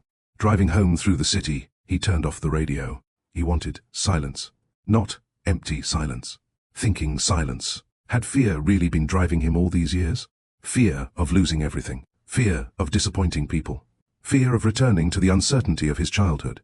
Perhaps that was why he found it so difficult to rest. He wasn't chasing more. He was trying to outrun less. Meanwhile, Lena arrived home carrying a small box of leftover cookies from the workshop. She changed into comfortable clothes, made a cup of tea, and settled into the armchair beside her living room window. Her phone buzzed. It was Maria. So, how did tonight go? It was good. Just good? Lena smiled. It was meaningful. Maria immediately recognized the difference. You've been spending a lot of time with Ethan lately. We've become friends. And? And what? Maria laughed. Lena. What aren't you saying? She looked out the window before answering. I enjoy being around him. There it is. But. Maria waited. I don't know if I should let myself hope. Why not? Lena's voice softened. Because hope can become expectation. And expectation can become disappointment. Maria was quiet for a moment. Then she asked gently, Is that what happened 6 years ago? Lena nodded. I ignored the signs. I kept believing love alone could solve everything. And it couldn't. No. She smiled sadly. I learned that love is important. But shared values matter too. After ending the call, Lena opened an old wooden box stored on the top shelf of her bookcase. Inside were photographs, birthday cards, and a small engagement ring wrapped in soft fabric. She looked at it for only a few seconds before closing the box again. There was no anger anymore. Only gratitude for the lessons she had learned. She whispered to herself, I'm not afraid of loving again. I'm afraid of losing myself. The next afternoon, Ethan found himself standing in front of the framed photograph of his younger self displayed in a hallway at company headquarters. It had been taken after his first business won a National Innovation Award. He looked determined, confident, hungry. Claire walked by and noticed him staring. Remember that day? I do. You looked happy. I looked relieved. She tilted her head. There's a difference. He nodded. A big one. He realized that many of his greatest accomplishments had brought relief instead of joy. Relief that he had proven himself. Relief that he hadn't failed. Relief that he could keep moving. But peace. Peace had only begun arriving after he met Lena again. Not because she rescued him, because she quietly reminded him that life was meant to be lived, not merely managed. Sometimes, another person doesn't change your direction. They simply help you notice the direction your heart has wanted to go all along. And as Ethan and Lena continued walking beside one another, neither realized that the greatest obstacle ahead wasn't whether they cared for each other. It was whether they were finally ready to believe they deserved the kind of love they had spent years helping other people find. Before we continue Ethan and Lena's journey, let's pause for a moment. Chapter 5 reminds us that the strongest walls aren't made of brick or stone. They're built from past hurts, disappointments, and the fear of being vulnerable again. But healing begins the moment we're honest with ourselves. Now we'd love to hear from you. Have you ever built emotional walls to protect your heart? And what helped you begin trusting again? Share your thoughts in the comments below. Your story might encourage someone who feels they're carrying their burdens alone. If this chapter spoke to your heart, please take a moment to like this video, share it with someone who needs a little hope today, and subscribe to Love Stories by Mr. Johnson for more unforgettable love stories filled with life lessons, emotional healing, and inspiring journeys. Don't go anywhere. In the next chapter, Ethan and Lena's friendship will be tested as hidden fears and unspoken feelings begin to surface. Sometimes, the greatest challenge isn't finding the right person. It's believing you're ready to let them truly know your heart. The first Saturday of May arrived with clear blue skies and the kind of gentle breeze that invited people outdoors. In Central Park, families spread picnic blankets across the grass, while children chased bubbles floating through the air. The Callaway Foundation had partnered with several local organizations to host a free family wellness day, a celebration of community, literacy, mental health, and education. By 9 o'clock that morning, volunteers were already arranging tables, setting up activity booths, and decorating the stage with colorful banners. Lena stood beside a table filled with children's books, carefully organizing them by reading level. A familiar voice spoke behind her. You alphabetize everything, don't you? She turned and laughed. I was wondering how long it would take you to notice. Ethan walked over carrying 2 large boxes. I noticed, after the 3rd stack. You've become very observant. I've had a good teacher. She smiled as he placed the boxes on the table. Inside were hundreds of brand new children's books. Lena picked one up, flipping through its brightly illustrated pages. These are beautiful. The publisher donated them. And you arranged it? I made a phone call. She looked at him. You always say things like that. What do you mean? I made a phone call. We helped a little. It wasn't a big deal. She folded her arms playfully. You have a habit of making extraordinary things sound ordinary. Ethan shrugged. I've learned that the result matters more than the recognition. She studied him for a moment before saying quietly, That's one of the reasons people trust you. Her words lingered. Trust. He realized that, despite everything they had shared over the past few months, that single word meant more to him than any award he had ever received. Throughout the morning, they barely had time to talk. Children lined up for face painting. Parents attended workshops on communication and emotional resilience. Teenagers participated in career mentoring sessions. Wherever Ethan looked, he found Lena listening patiently to someone. A nervous mother worried about her son. A volunteer, unsure how to comfort a grieving child. A little girl who had lost her favorite stuffed rabbit. Lena never rushed anyone. She never glanced at her watch. She gave each person the same gift, her full attention. Watching her, Ethan remembered something his mother had once told him. The greatest compliment you can give someone is making them feel heard. He finally understood what she meant. Near lunchtime, Marcus, the teenager Ethan had met at the counseling center, walked over carrying 2 bottles of water. I thought you guys might need these. Thank you, Lena said warmly. Marcus looked between them with a mischievous smile. So? Ethan laughed. So? You two spend a lot of time together. Lena nearly choked on her water. We volunteer together. Marcus grinned. That's not what I asked. Ethan shook his head. You ask very dangerous questions. My counselor says curiosity is healthy. Lena covered her face with one hand. I may have created a monster. Marcus laughed before jogging away to help another volunteer. As soon as he was out of earshot, Ethan looked at Lena. I suppose we're becoming obvious. She smiled shyly. Maybe only to teenagers. Which probably means everyone else noticed weeks ago. For a moment, neither of them spoke. The conversation hadn't been uncomfortable. It had simply named something both of them had quietly avoided. Later that afternoon, a sudden spring shower sent everyone scrambling beneath large white tents. Children squealed with laughter as raindrops splashed across the pathways. Ethan and Lena stood side by side near the entrance of one tent, watching the rain. It's funny, Lena said softly. What is? The rain. He looked at her. It always reminds me that people can't control everything. He smiled. I've spent most of my life trying. And how has that worked? He laughed. Not nearly as well as I hoped. She watched the rain for another moment. My grandmother used to say storms have 2 purposes. What were they? They help things grow. And they remind us to slow down. Ethan nodded thoughtfully. I think I've spent too many years waiting for storms to end. What if, she said gently, life isn't asking us to wait? What if it's asking us to learn while it's raining? He turned toward her. There it was again. Her remarkable ability to transform ordinary moments into lasting wisdom. The rain eased after 15 minutes. Families slowly returned to the activities. As volunteers reorganized the event, Ethan noticed an elderly couple sitting quietly on a nearby bench. The man carefully adjusted a blanket around his wife's shoulders.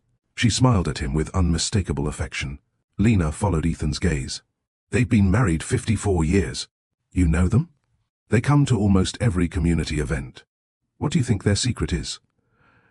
She watched the couple for a long moment. I don't think they wake up every morning wondering if they're still in love. What do you think they wonder? She smiled. How can I love you well today? Ethan looked back at the couple. The husband gently tucked a loose strand of hair behind his wife's ear. The gesture lasted only a second. Yet it spoke louder than any grand declaration. I've always admired relationships like that, Ethan admitted. So have I. Quiet. 2. Steady. 10. Safe. Lena nodded. Love isn't only measured by how strongly people feel. It's also measured by how faithfully they choose each other. As the event drew to a close, volunteers gathered for a group photograph. Someone called Ethan to the center. Another volunteer waved Lena over. Without thinking, they ended up standing beside one another. The photographer smiled. Closer together, please. Both of them hesitated. Then, almost awkwardly, they stepped half a pace closer, not touching, just close enough that their shoulders nearly brushed. The camera flashed. The moment lasted only seconds. Yet afterward, Ethan found himself thinking less about the photograph, and more about how naturally it had felt to stand beside her. For the first time in years, the future no longer looked like a list of goals to accomplish. It looked like conversations he hoped would continue, walks he hoped would never feel rushed, ordinary Saturdays he secretly wished would become a lifelong habit. Lena felt something changing too, not because Ethan had tried to impress her, but because every time life presented him with a choice between convenience and kindness, he consistently chose kindness. And trust, she was beginning to realize, wasn't built by promises. It was built by patterns. Patterns repeated so consistently that one day your heart quietly stopped asking, can I trust this person? And simply answered, yes. The photograph from Family Wellness Day found its way onto the Foundation's website 3 days later. It wasn't the largest picture on the page. In fact, Ethan and Lena were only 2 faces among dozens of volunteers. Children laughed in the foreground. Teachers waved from the back row. Parents smiled beside their families. It was, by every measure, an ordinary community photograph. Yet it quietly became the beginning of something neither Ethan nor Lena anticipated. Early Wednesday morning, Ethan walked into Callaway Tower with his usual calm expression. Claire was waiting outside his office.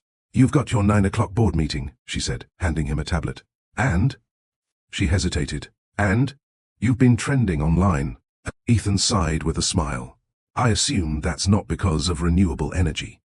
"I'm afraid not." She turned the screen toward him. Several entertainment websites had reposted the volunteer photograph. The headlines were harmless, but predictable. Billionaire Ethan Callaway spotted spending time with mystery woman. Who's the therapist standing beside America's most eligible billionaire? Is love finally in the air for Ethan Callaway? Ethan skimmed the articles before handing the tablet back. "They'll move on in a day or two." "They probably will." Claire studied him carefully. "Are you worried about Lena?" That question gave him pause. "I wasn't." He looked out the window. "But I am now." Across Brooklyn, Lena had no idea the articles existed. Her morning was filled with counseling sessions and parent meetings. She rarely paid attention to celebrity news, and she certainly wasn't searching the internet for stories about Ethan. It wasn't until lunchtime that Maria hurried into her office holding a phone. "Lena." She looked up. "What happened?" "I think you should see this." Maria placed the phone on the desk. Lena read one headline, then another, then another. She frowned. "This is ridiculous." "I know. They don't know anything about us." Maria nodded. "They're filling in the blanks." Lena leaned back in her chair. "I don't like this." "What part?" "The assumption." She sighed softly. "People are turning two friends volunteering together into a story." Maria watched her quietly. "Does it bother you because the articles aren't true? Or because they make you think about feelings you've been avoiding?" Lena looked away. "I don't know." That afternoon, Ethan called. "Hi." "Hi." His voice sounded unusually cautious. "I wanted to check on you. I've seen the headlines." "I'm sorry." She smiled faintly. "You didn't write them." "No. But my name attracts attention." A brief silence followed. Finally, Lena said, "I've spent my career protecting other people's privacy." "I know. And suddenly, strangers are discussing my life." "I understand." "No," she replied gently. "I don't think you can." The words slipped out before she could stop them. Immediately, she regretted them. "Ethan." "It's okay." His voice remained calm. "I think you're overwhelmed." "I am. I'll give you some space." Before she could explain what she truly meant, the call ended. Lena stared at the phone. That wasn't how she wanted the conversation to end. Not at all. Meanwhile, Ethan stood quietly in his office. Claire entered a few minutes later. "Everything all right?" He smiled politely. "I think I handled something poorly." "What happened?" "I tried to solve a feeling." Claire laughed softly. "You do that a lot." "I know. You listen to problems like a CEO. And sometimes people don't need solutions. They need someone willing to sit beside the uncertainty." Ethan nodded slowly. "I should know that by now." That evening, Lena took her usual walk through Prospect Park. Whenever life felt noisy, nature helped her hear herself think. She passed families walking dogs, friends sharing picnics, an elderly man feeding birds near the pond. Eventually, she sat on an empty bench. She replayed the conversation with Ethan. He hadn't been defensive. He hadn't argued. He had simply stepped back because he thought she needed room to breathe. That realization softened something inside her. She wasn't upset with Ethan. She was frightened by how quickly public attention had reached into a friendship she had come to value deeply. For years, she'd guarded her private life carefully. Not because she had something to hide, because some things were too meaningful to expose before they were ready. The following Saturday, neither of them expected to see the other. Yet life had other plans. Both arrived separately at the public library for a children's reading event. When Lena walked through the entrance, she spotted Ethan helping arrange chairs. He looked up at almost the same moment. For a heartbeat, neither moved. Then Ethan walked over. "I wasn't sure you'd be here. I almost stayed home." "So did I." That unexpected honesty made both of them smile. "I'm sorry about the other day," Lena said. "I wasn't upset with you." "I know. I was overwhelmed." "I know. You do?" He nodded. "I've spent years watching people make assumptions about me." His expression remained gentle. "I forgot this was your first experience with it." She looked relieved. "Thank you." "For what?" "For not making me explain more than I was ready to." He smiled. "I trust that if something matters, you'll Tell me when you're ready. Those words settled over her heart with surprising warmth. No pressure, no guilt, no demand, just patience. After the event, they walked slowly through the library courtyard. The afternoon sun filtered through the trees, casting moving patterns across the brick pathway. Lena finally broke the silence. Can I tell you something? Always. My biggest fear isn't being hurt. He looked at her. It's disappearing. He frowned slightly. What do you mean? I watched people in my old relationship slowly become strangers. She took a slow breath. I kept saying yes to things that didn't feel like me. Until one day. I barely recognized myself. Ethan listened without interrupting. I promised myself I'd never lose my voice again. He nodded thoughtfully. I think my fear is almost the opposite. She looked at him. I spent years believing I had to carry everything alone. He smiled sadly. I forgot that letting people help isn't weakness. They continued walking in comfortable silence. Neither tried to fix the other's fear.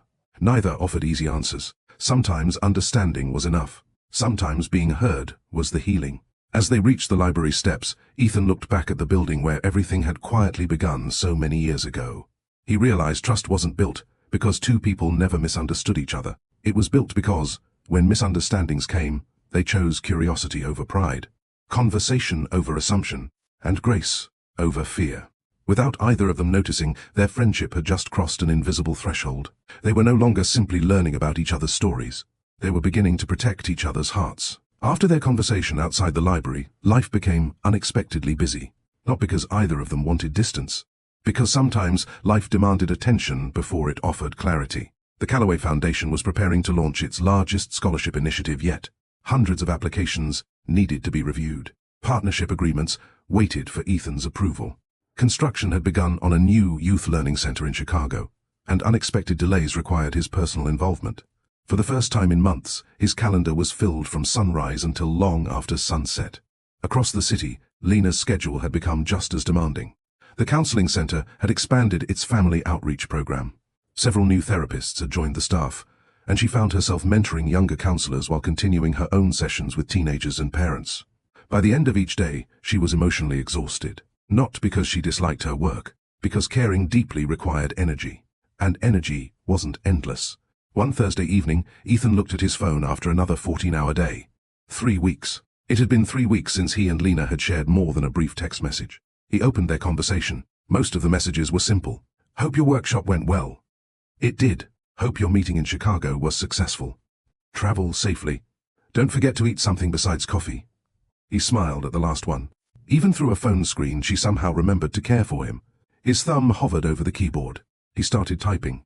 Would you like to have dinner this weekend? He stopped. Deleted the sentence. Not because he didn't want to ask. Because he didn't want the invitation to come from loneliness. He wanted it to come from intention. He slipped the phone back into his pocket. Some invitations deserved better than being sent between meetings. That same evening, Lena locked the counseling center and stepped outside into the cool spring air. Maria caught up with her. You look tired. I am. When was the last time you took a day off? Lena laughed. You're starting to sound like me. I'm serious. So am I. They walked toward the subway station together. Maria glanced sideways. You miss him? Lena looked puzzled. Who? Maria raised an eyebrow. The billionaire you definitely don't think about. Lena couldn't help smiling. I do miss our conversations. Only the conversations. She didn't answer immediately. Instead, she watched a little boy holding his father's hand while skipping over cracks in the sidewalk. Finally, she spoke. I miss how peaceful I feel after talking to him. Maria nodded. That's usually how healthy relationships begin. The following Saturday, Lena volunteered at a neighborhood food pantry. It wasn't part of any foundation. There were no cameras, no newspaper reporters. Just local volunteers packing grocery bags for families facing difficult times. As she sorted canned goods onto shelves, an elderly woman beside her smiled. You come here often? Whenever I can. I've seen you before. Lena smiled politely. I've been volunteering here for years. The woman nodded thoughtfully. My husband used to say something. What was that? The people who keep showing up are the ones changing the world. Lena looked around the room. Teenagers packing vegetables. Parents loading boxes into cars. Retirees checking names against handwritten lists. No one was looking for recognition. Everyone was simply helping. She smiled. I think your husband was right. At almost the same moment, Ethan was standing inside one of the new scholarship centers funded by his foundation. A group of high school students had gathered to meet him. After answering questions about college and entrepreneurship, one young man remained behind. His name was Daniel. "Can I ask you something personal?" Ethan smiled. "You can ask." "Were you ever scared?" The question caught him off guard. "Scared of what?" "Failing." Daniel looked embarrassed. "Everyone talks like successful people are confident all the time." Ethan leaned against a desk. "I was scared almost every day." The teenager blinked. "Really?" "Absolutely." "So, how did you stop?" Ethan smiled gently. "I didn't." Daniel frowned. "You didn't?" "I learned that courage isn't the absence of fear. It's deciding that something else matters more." The teenager looked thoughtful. "So, you worked, even though you were afraid?" "I lived, even though I was afraid." There was a difference. One Ethan had only recently begun to understand. That night, as Ethan drove back to New York, Daniel's question stayed with him. Had he really been living? Or had he simply been achieving? He thought about the past few months. The library, the community garden, long conversations over coffee, quiet walks through the park. Those moments had never appeared on any business report. Yet they had become some of the richest moments of his life. Success had taught him how to build companies. Friendship was teaching him how to build a meaningful life. Sunday afternoon brought unexpected rain. Lena sat beside her apartment window reading a novel when her phone buzzed. It was a message from Ethan. "I walked into a bookstore today and accidentally bought the novel you recommended 3 months ago." She laughed and replied, "Accidentally?" His response came almost immediately. "Fine, intentionally." "Have you started it?" Page 42. "And? I'm beginning to understand why you like stories that take their time." She smiled before answering. "The best stories aren't rushing toward the ending. They're changing the people inside them." A few moments later, another message appeared.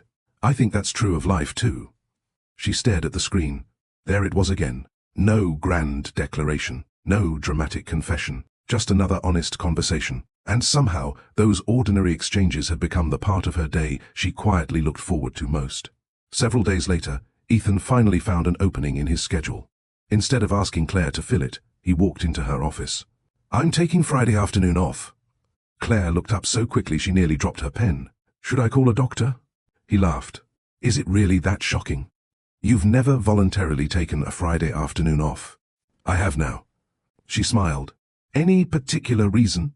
He thought for a moment before answering. "I've spent too much of my life postponing the people who matter." Claire's expression softened. "That's a lesson some people never learn." That evening, Ethan stood alone in his apartment overlooking the city lights. He reached into the drawer beside his desk and removed the old wallet he had carried for years. The faded bookmark, Lena's handwritten note. He looked at both for a long time. Then, for the first time in 17 years, he placed them back inside the drawer instead of returning them to his pocket. Not because they no longer mattered, because he realized something important. For years, he had carried a memory. Now, he was building new ones. The past would always be precious. But it no longer needed to be the only place where hope lived. Some seasons of life ask us to remember. Others ask us to move forward. Ethan had finally begun doing both. The following Friday afternoon, Ethan did something that would have surprised almost everyone who knew him. He left his office without his laptop. Claire noticed immediately. "You forgot something?" He looked down at his empty hands and smiled. "No. I left it on purpose." She blinked. "I'm documenting this moment." He laughed. "I figured you might." As he walked toward the elevator, Claire called after him. "Enjoy your afternoon, Ethan." He turned. "I intend to." For years he had believed rest had to be earned. Now he was beginning to wonder if rest was one of the things that made meaningful work possible in the first place. Instead of heading home, Ethan drove to a quiet neighborhood far from Manhattan's towering skyline. The streets were lined with old brick buildings, family-owned cafes, and bookstores that had survived decades of change. There was no destination, only a desire to walk. He stopped at a small coffee shop where no one recognized him. The young barista smiled. "What can I get for you?" "A black coffee, please." "Anything else?" He glanced toward a display of homemade pastries. "I'll take 2 blueberry muffins." A good choice. As Ethan carried his order to a corner table, he noticed an elderly man struggling to balance a tray while using a cane. Without hesitation, Ethan stood. "May I help?" "I'd appreciate that." He carried the tray to the man's table. "Thank you," the older gentleman said. Most people are in too much of a hurry to notice. Ethan smiled. I've spent enough years being in a hurry.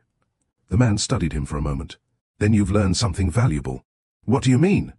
People who slow down begin seeing things they've been walking past for years. The sentence stayed with Ethan long after he left the cafe. Sometimes, wisdom arrived from unexpected voices. The important thing was being willing to hear it. Across the city, Lena had taken the afternoon off as well. It wasn't planned. One of her younger colleagues had insisted.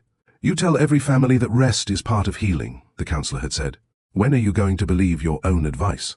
So, Lena found herself visiting the Brooklyn Botanical Garden. She wandered slowly through winding paths lined with blooming roses, cherry blossoms, and carefully tended flower beds. A little girl pointed excitedly toward a butterfly landing on a bright yellow flower. Mommy, look! Her mother smiled. If we're quiet, it might stay. Lena watched the butterfly for several seconds. The child had instinctively understood something adults often forgot. Beautiful things usually stayed longer where they felt safe. The thought made her smile. Perhaps people weren't so different. That evening, Maria invited Lena to dinner. Halfway through the meal, Maria leaned forward. I have a question. Lena laughed. That look usually means it's a serious one. It is. She folded her hands. Are you happy? Lena didn't answer immediately. Instead, she stirred her tea. I think I'm becoming happier. Maria smiled. There's a difference. A big one. What changed? Lena thought carefully. I stopped asking whether someone would choose me. And? I started asking whether the life I'm building reflects the person I want to become. Maria nodded approvingly. I like that question better. So do I. It feels healthier. Meanwhile, Ethan drove to the neighborhood where he had grown up. The apartment building looked smaller than he remembered. The basketball court where he'd spent countless evenings now held a group of teenagers laughing together. Across the street, the grocery store where his mother had stretched every dollar was still open. He parked the car and walked slowly down the familiar sidewalk. Every corner held a memory, some joyful, some difficult.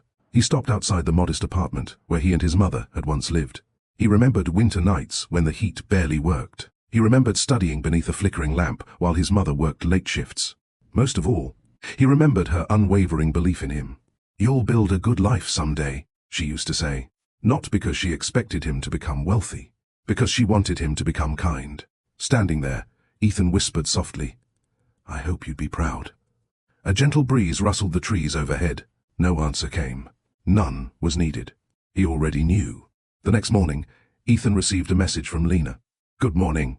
I hope you finally took that afternoon off. He smiled and replied, I did. And? He paused before typing. I remembered who I was before I became busy. Several minutes passed before her response arrived. That's a wonderful person to meet again. He read the message twice. Simple, encouraging. Exactly the kind of words she had spoken 17 years earlier. Once again, without realizing it, she had reminded him of something he needed to hear. A few days later, they met for coffee near the river. Neither had planned a long conversation, yet nearly 2 hours passed unnoticed. At one point, Ethan asked, Do you ever think people spend too much time looking for the right person instead of becoming the right person? Lena smiled. I think that happens more often than we realize. What do you think matters more? She looked out across the water before answering. Character. Not perfection. Not chemistry. Character. He nodded thoughtfully. Why? Because feelings rise and fall. She smiled gently. But character determines how we treat each other on the ordinary days. He laughed softly. You always make things sound simple. They usually are. She looked at him. Living them? That's the difficult part. As the sun began to set, they walked along the river in comfortable silence. Neither felt the need to impress the other. Neither felt the need to rush. Their friendship had reached a place where quiet moments carried as much meaning as long conversations. For the first time in years, Ethan wasn't wondering what tomorrow's stock market would bring. He was wondering what book Lena might recommend next. Lena wasn't wondering whether success would change Ethan. She was beginning to trust that his kindness wasn't temporary. It was part of who he was. And perhaps the greatest lesson both of them were learning had nothing to do with romance. Real love doesn't begin when two people find each other. It begins when each person has the courage to become honest with themselves. Only then can they truly offer someone else their authentic heart. The invitation arrived on a quiet Monday morning. It wasn't from a business partner. It wasn't from an investor. It wasn't even from one of Ethan's foundations. It was from Mrs. Henderson, the retired librarian. The woman who had unknowingly witnessed the beginning of a story 17 years earlier. The envelope was handwritten. Inside was a simple note. Dear Ethan, we're celebrating the 100th anniversary of the library this Saturday. Several former volunteers and students are returning to share memories. I know life has become very busy for you, but I thought you might like to come home for an afternoon. Warmly, Mrs. Henderson. Ethan read the letter twice, then a third time. Come home. It was an interesting choice of words. He had owned penthouses, vacation homes, and apartments overlooking some of the most famous skylines in the world. Yet none of them had ever felt quite like that old library. He picked up his phone. Claire? She stepped into the office. You called? I'm clearing Saturday. She looked surprised. The anniversary? He smiled. You already knew? I received an invitation too. And? I had a feeling you'd say yes. Saturday morning arrived bright and clear. The library looked almost exactly as Ethan remembered. Children ran through the front doors carrying colorful balloons. Former students greeted old teachers with warm hugs. Local musicians played soft jazz near the entrance. Inside, photographs lined the hallway, documenting a century of stories. There were black and white images of librarians from decades past. Children gathered around story circles, community reading programs, book clubs, volunteer events. Thousands of ordinary moments. Thousands of quiet lives changed. Ethan walked slowly through the display. Success had taught him how quickly buildings changed. The library reminded him that values could last generations. Well. A familiar voice interrupted his thoughts. I was beginning to wonder if you'd forgotten us. Ethan turned and smiled. Mrs. Henderson looked older now. Her silver hair framed a face filled with the same warmth he remembered. He embraced her gently. It's good to see you. You too. She stepped back, studying him. You've grown into the man I hoped you'd become. He laughed softly. I've certainly grown older. I'm not talking about age. She looked into his eyes. I'm talking about your heart. For a moment, Ethan couldn't speak. Some compliments reached deeper than others. They walked together toward the reading room. Children listened as volunteers read picture books aloud. Parents smiled from nearby chairs. The room felt wonderfully alive. Mrs. Henderson glanced at Ethan. Do you remember that corner? She pointed toward the table beside the tall window. His heart skipped. I remember. You practically lived there. I practically did. She smiled knowingly. And that's where you met her. Ethan looked at her in surprise. You knew? I was a librarian. She laughed. I noticed more than people realized. He smiled. I suppose you did. You looked at that young woman as though she'd handed you the future. He lowered his eyes. In a way, she did. Later that afternoon, while guests enjoyed refreshments, Ethan wandered toward the old reading table. It was empty. The same chair, the same window, the same soft afternoon light. He rested one hand on the wooden surface. Memories came rushing back. The broken umbrella, the puddle, the napkin, her laughter. I believe you're going to make it. He closed his eyes. For years he had believed he couldn't tell Lena the truth because she might think he'd built a fantasy around one brief encounter. But standing there now, he realized something different. It had never been about the length of the conversation. It had been about the depth of its impact. Kindness didn't need hours to change a life. Sometimes minutes were enough. Mind if I join you? Ethan opened his eyes. Lena stood beside the table. She wore a simple cream-colored sweater and dark jeans, her hair gently moving in the breeze from the open window. He smiled. I was hoping you'd come. I almost didn't. She looked around the room. But I'm glad I did.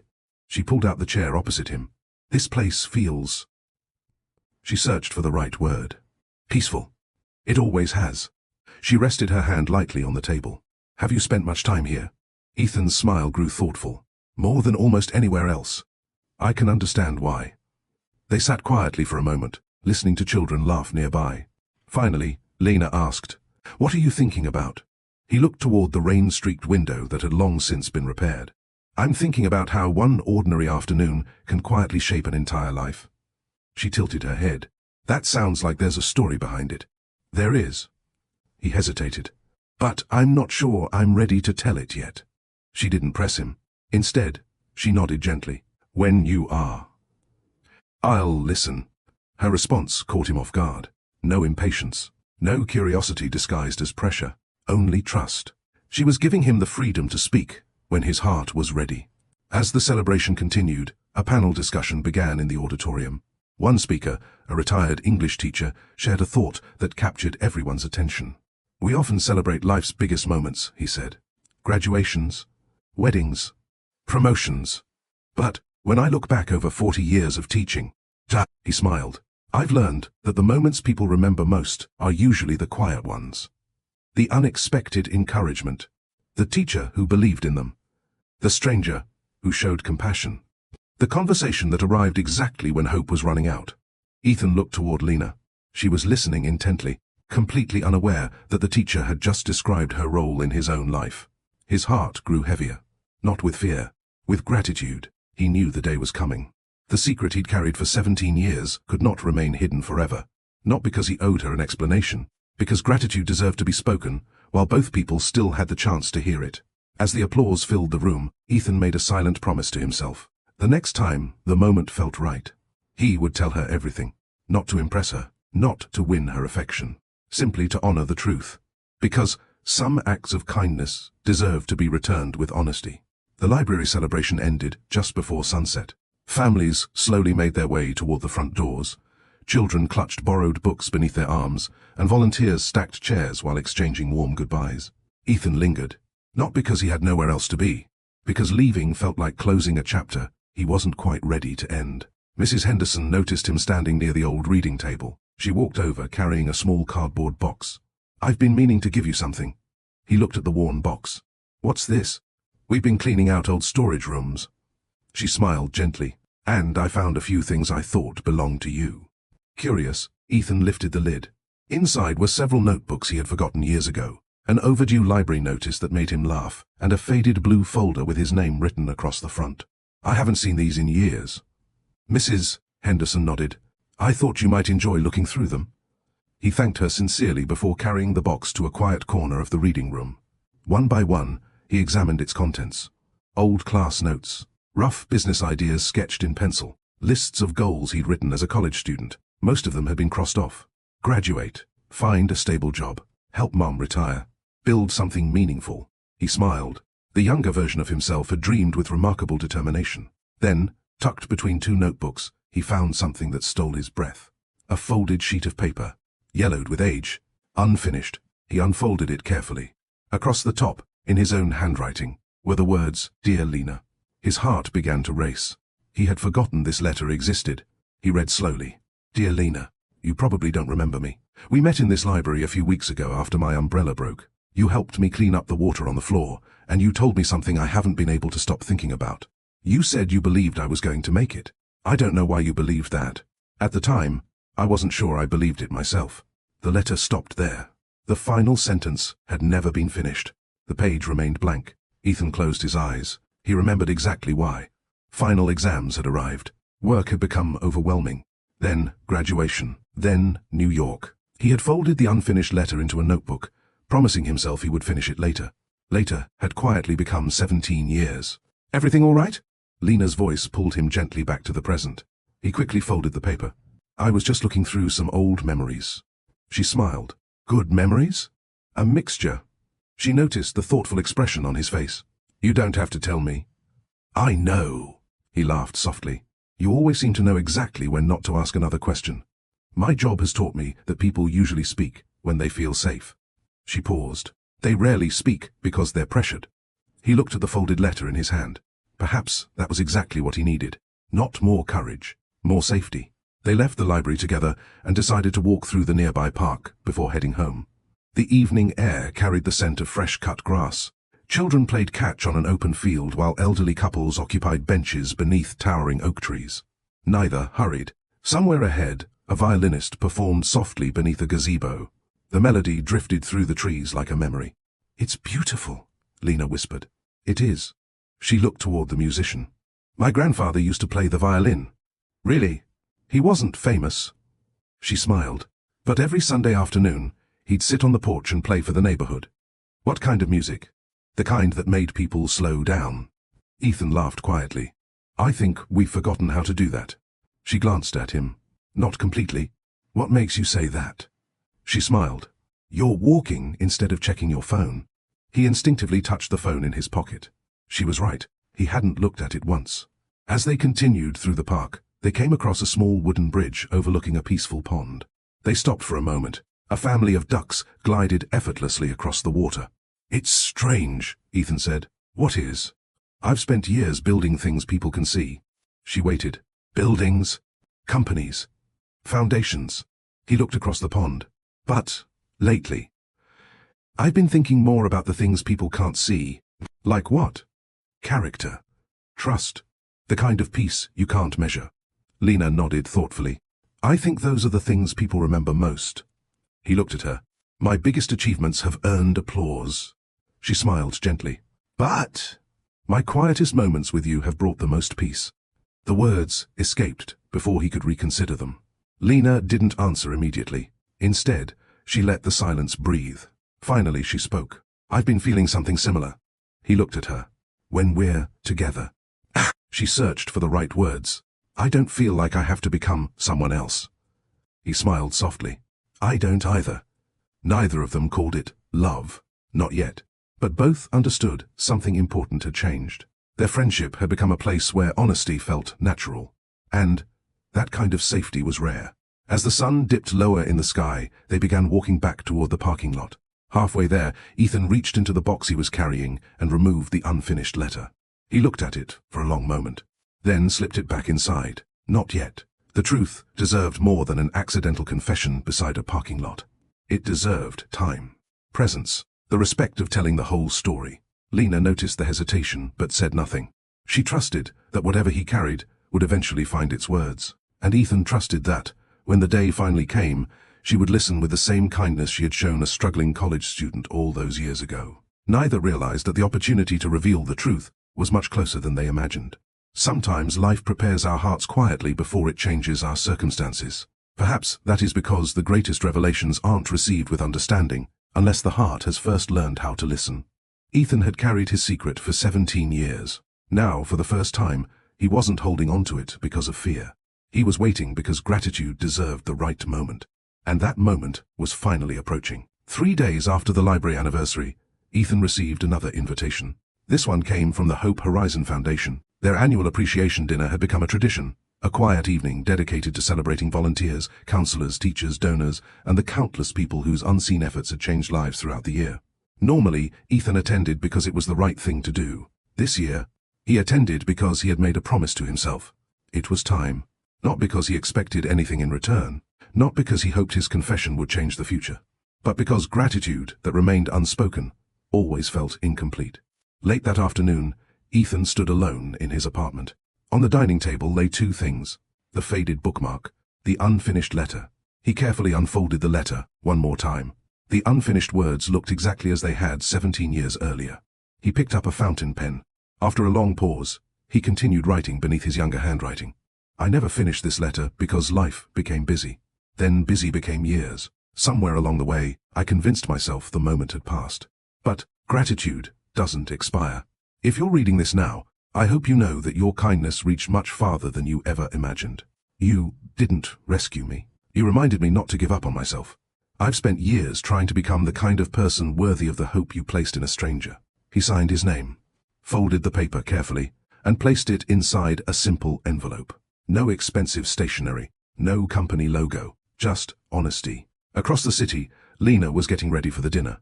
She stood in front of her bedroom mirror, fastening the pearl earrings that had belonged to her grandmother.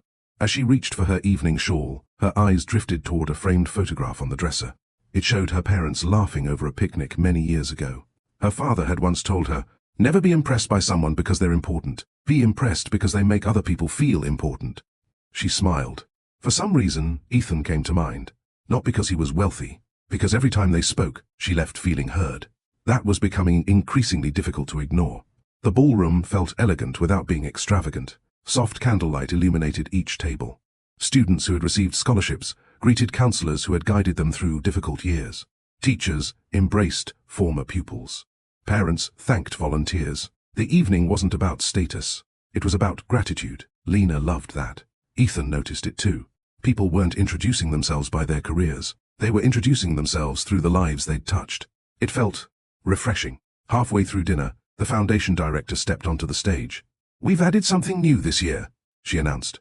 "Tonight we'd like to invite anyone who wishes to publicly thank someone who changed their life. Several people smiled. A former student thanked his high school teacher. A father thanked his daughter's therapist. A volunteer thanked the woman who had inspired her to begin mentoring children. The room filled with quiet emotion. Ethan felt his heart beating faster. Claire, seated beside him, noticed. "You've decided." He nodded. "I have." "You don't have to." "I know. But I need to." She gave his hand a reassuring squeeze. "Then tell the truth." A few moments later, the foundation director looked toward the audience. "Would anyone else like to share?" Ethan slowly stood. Conversations faded. The room grew quiet. Many guests recognized him immediately. The director smiled. "Mr. Calloway." He walked to the stage without notes, without prepared remarks, without the polished confidence people expected from one of America's most successful businessmen. This wasn't a business presentation. It was something far more personal. He stood behind the microphone for several seconds before speaking. "I've given hundreds of speeches." A small smile crossed his face. "But this is the only one that has ever made me nervous." Soft laughter rippled through the room. Then his expression became thoughtful. "People often ask me what inspired my career. They assume it was a business book, a mentor, a successful entrepreneur." He gently shook his head. "They're all wrong." The ballroom fell completely silent. "My life changed because of a conversation that lasted less than 10 minutes. Lena looked toward the stage with quiet curiosity. She had no idea where the story was going. Neither did anyone else. Ethan continued. 17 years ago. I was a college student. My umbrella had broken. My shoes were soaked. I was worried I might have to leave school because I couldn't afford another semester." He smiled faintly. "I was sitting alone in a public library when someone walked over, helped me clean up the water I'd spilled on the floor, and told me something I desperately needed to hear." Lena's breathing slowed. A strange feeling settled in her chest. She knew that story. No, she remembered that afternoon. Only vaguely. A rainy day. A young student. A broken umbrella. Ethan looked directly toward her table. "The person who said those words is here tonight." The room instinctively followed his gaze. Lena looked behind herself, assuming he must be looking at someone else. He wasn't. Quietly, gently, he spoke. "Dr. Lena Brooks." Her eyes widened. "Would you mind joining me?" Confused whispers spread through the ballroom. Lena slowly stood. Every step toward the stage felt unreal. When she reached him, Ethan smiled with unmistakable gratitude. "I don't think you remember me." She searched his face. Then something clicked. Not completely. Just enough. "The library." He nodded. "The broken umbrella." Her hand slowly covered her mouth. "Oh. You. I remember now." Ethan reached into his jacket pocket and removed the faded bookmark. Then, the carefully folded letter. "I've carried these for 17 years. She stared at them, in disbelief. "I don't understand." "I know." His voice remained steady. "That's why I wanted to tell you." He turned back toward the audience. "Most people believe extraordinary moments change lives." He looked at Lena again. "I've learned the opposite. Ordinary moments, that offered with extraordinary kindness, can echo for decades." The room remained silent. Not because people were waiting for drama, because they understood they were witnessing gratitude in its purest form. Ethan carefully handed Lena the letter. "I should have given you this a long time ago." Her fingers trembled slightly as she accepted it. She looked at the envelope, then back at him, unable to speak. For the first time in 17 years, the secret was no longer his alone. For several long moments, Lena couldn't move. The envelope rested lightly in her hands, yet it felt as though it carried the weight of 17 years. Around the ballroom, no one spoke. No one reached for a phone. No one interrupted the silence. Some moments deserved to unfold without distraction. Lena looked at Ethan, then down at the letter, then back at him again. "I never imagined." Her voice caught. "I don't even know what to say." Ethan smiled gently. "You don't have to say anything. I didn't tell you this so you'd feel responsible. I told you because gratitude deserves to be spoken." She lowered her eyes. "You really kept this all these years?" "I did." "And the bookmark?" He nodded. "It's been with me almost everywhere." A quiet laugh escaped her through gathering tears. "I only helped clean up a puddle." "You did much more than that." The foundation director quietly stepped away from the microphone, allowing the moment to belong entirely to them. Ethan turned slightly toward the audience. "When people ask how I built successful companies, they usually expect me to talk about strategy. A few guests smiled. But strategy doesn't keep someone going when they're convinced they're about to lose everything. He paused. Hope does. He looked at Lena again. The day we met, I was carrying more fear than confidence. I thought I was one setback away from giving up. You didn't solve my problems. You reminded me that my future was still worth believing in. Lena listened with tears slipping silently down her cheeks. I don't remember exactly what I said. He smiled. I do. Every word, every pause, every smile. Soft laughter rippled through the room, not because the moment was amusing, because it was deeply human. Lena carefully opened the envelope. The paper inside had yellowed with time. She recognized two different handwritings immediately. One belonged to a young man. The other belonged to the man standing before her. She read quietly. By the time she reached the final sentence, she could no longer hide the tears. She folded the letter carefully. I can't believe you carried this alone. I wasn't alone. He smiled warmly. I carried your encouragement with me. She shook her head in disbelief. I wish I'd known. So do I. But perhaps we both needed these 17 years. She looked at him curiously. What do you mean? If I'd told you back then, I would have thanked you. He smiled. But today, I can show you what your kindness became. The room remained completely still. Finally, one of the scholarship students stood and began applauding.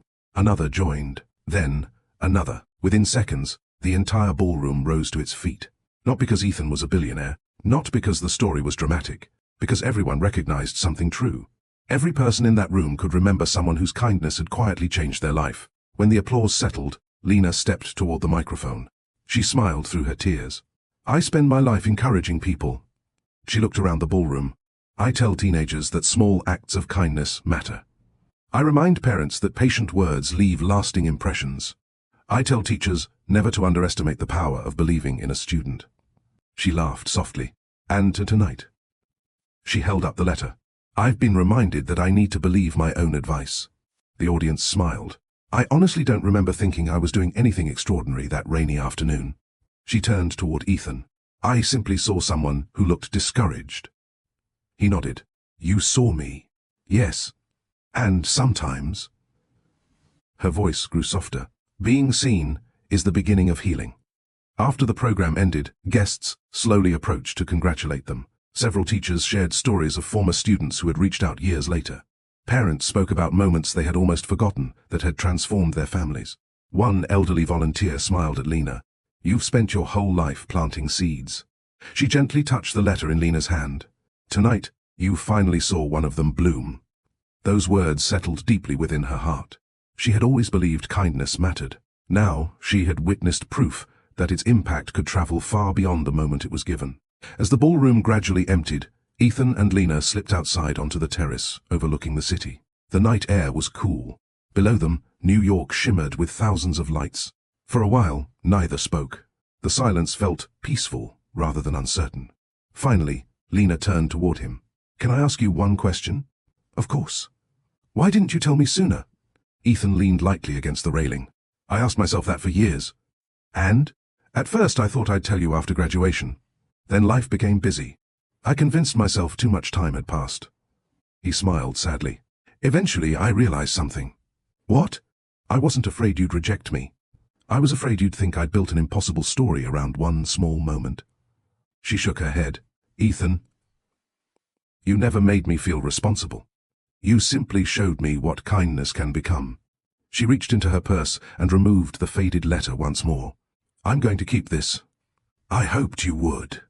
It's one of the most meaningful gifts I've ever received. A gentle breeze swept across the terrace. Lena looked out over the skyline. You know what surprises me most? What? Not that you remembered. She smiled. It's that you spent 17 years trying to become worthy of words that were freely given. Ethan looked down thoughtfully. I suppose I did. She stepped a little closer. You already were. He met her eyes. For a long moment, neither looked away. There was affection between them now. Not rushed, not overwhelming. Steady, built through months of honesty, patience, and quiet consistency. Lena smiled. I think we've both spent enough years looking backward. I think so too. What do you say we start creating memories neither of us has to carry alone? A slow smile spread across Ethan's face. I'd like that very much.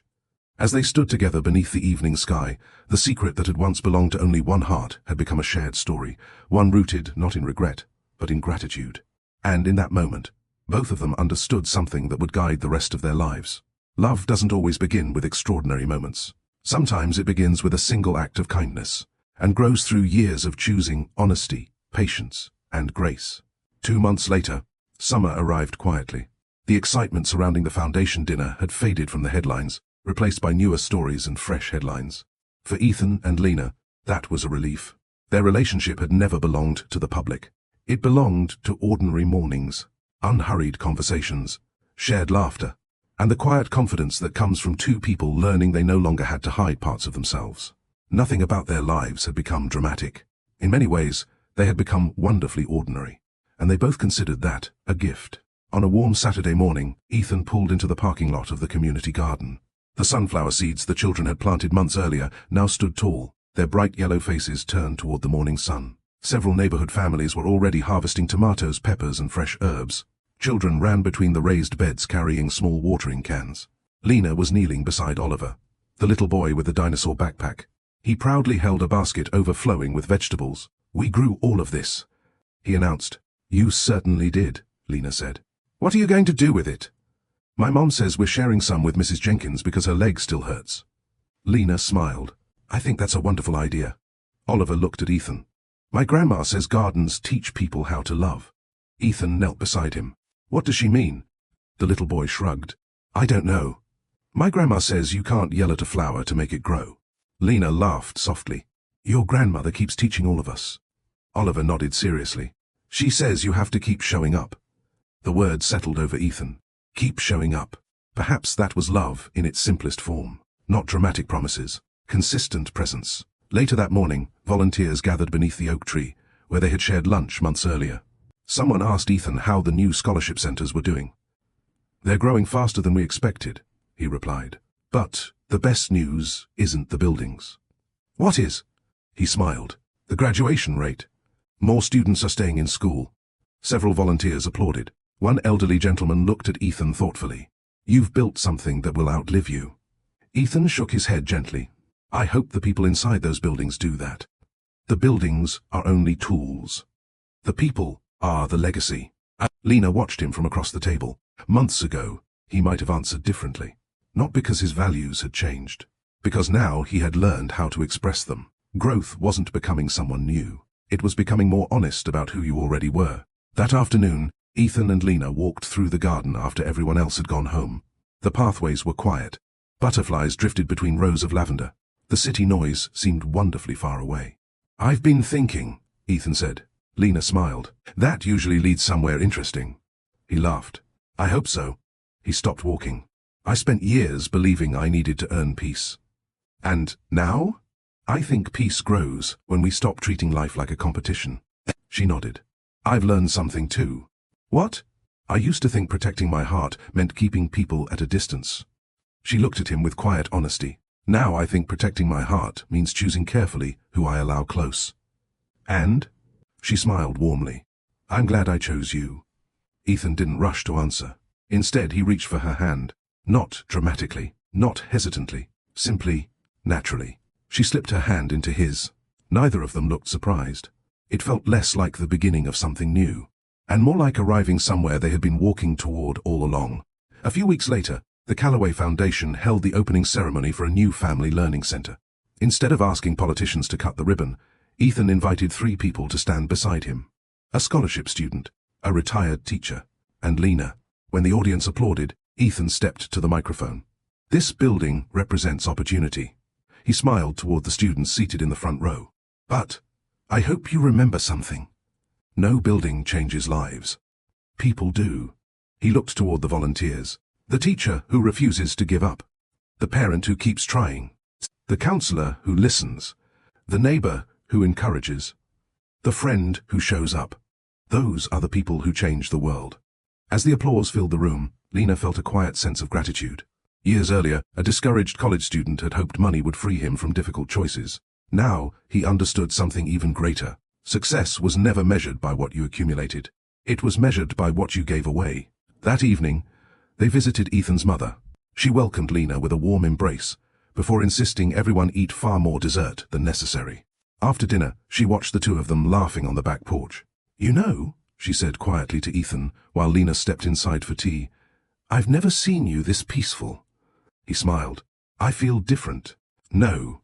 She shook her head gently. "You feel like yourself." He looked at her curiously. "What do you mean?" "The little boy who used to help neighbors carry groceries. The young man who worked 3 jobs but still tutored classmates. The son who believed kindness mattered." She smiled proudly. "He's still here. You just stopped rushing long enough to find him again." Ethan hugged his mother. "Thank you." "What for?" "For reminding me what success was supposed to be."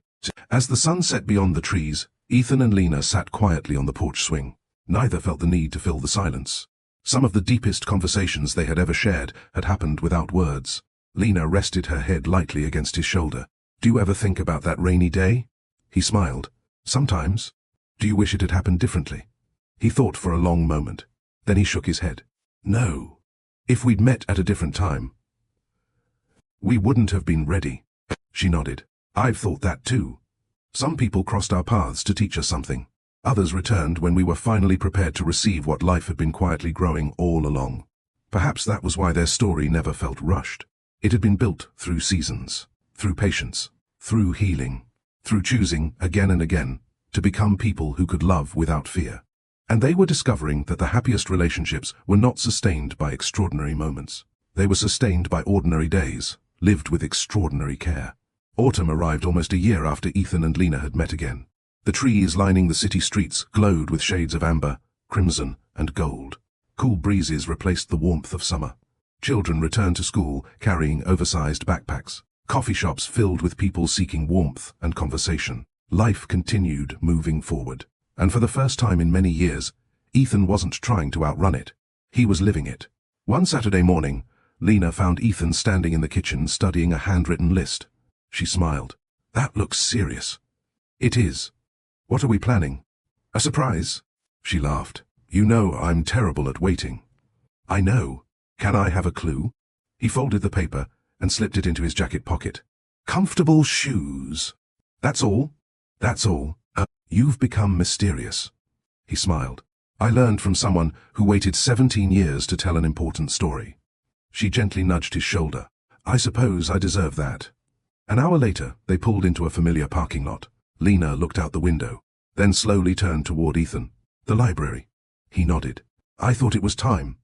They climbed the old stone steps together. The building looked much as it always had. Children wandered through the entrance with colorful books tucked beneath their arms. College students studied quietly beneath the tall windows. The scent of old pages and polished wood filled the air. Lena smiled. "It still feels the same." "It does." Mrs. Henderson looked up from the circulation desk and beamed. "I was hoping I'd see the two of you." She walked around the desk and embraced them both. "I have something for you." She reached beneath the counter and placed a small wrapped package into Lena's hands. "For us?" "For both of you." Lena carefully removed the wrapping. Inside was a beautifully bound journal with a simple title embossed on the cover. "Stories That Changed Us." She looked at Mrs. Henderson with surprise. "I don't understand." The elderly librarian smiled. "People often borrow books hoping they'll change their lives." She looked warmly at Ethan and Lena. "But every now and then, a life becomes a story worth preserving." They spent the afternoon helping with the library's monthly reading program. Oliver, now a little taller than before, proudly read an entire picture book aloud to younger children. When he finished, the room erupted in applause. He ran straight toward Ethan and Lena. "I didn't even get scared." Lena knelt beside him. "What helped?" Oliver thought for a moment. "My grandma says courage isn't when you're not afraid. It's when you're kind, even while you're scared." Ethan smiled. "Your grandmother keeps teaching us." Oliver grinned proudly. "I know." As he hurried back to his friends, Ethan quietly said, "I think that's the next generation." Lena nodded. "And they're learning from all of us." Later that afternoon, they returned to the corner table beside the tall window. The same table, the same chairs, only this time they sat together. Rain began tapping softly against the glass. Lena laughed quietly. "Of course." "What?" "It had to rain." Ethan smiled. "I was thinking the same thing." For a while, they simply watched droplets race down the window. Then Ethan reached into his jacket pocket. He removed the faded bookmark. Its edges had become worn with time. He placed it gently on the table. I think it's time. Lena looked at him. Time for what? For this to belong where it began. He opened the journal Mrs. Henderson had given them. On the first page, he carefully placed the bookmark inside. Then he closed the cover. Lena watched him with curious eyes. You carried that for 17 years. I did. Are you sure? He nodded. I don't need it in my pocket anymore. She reached for his hand. Why?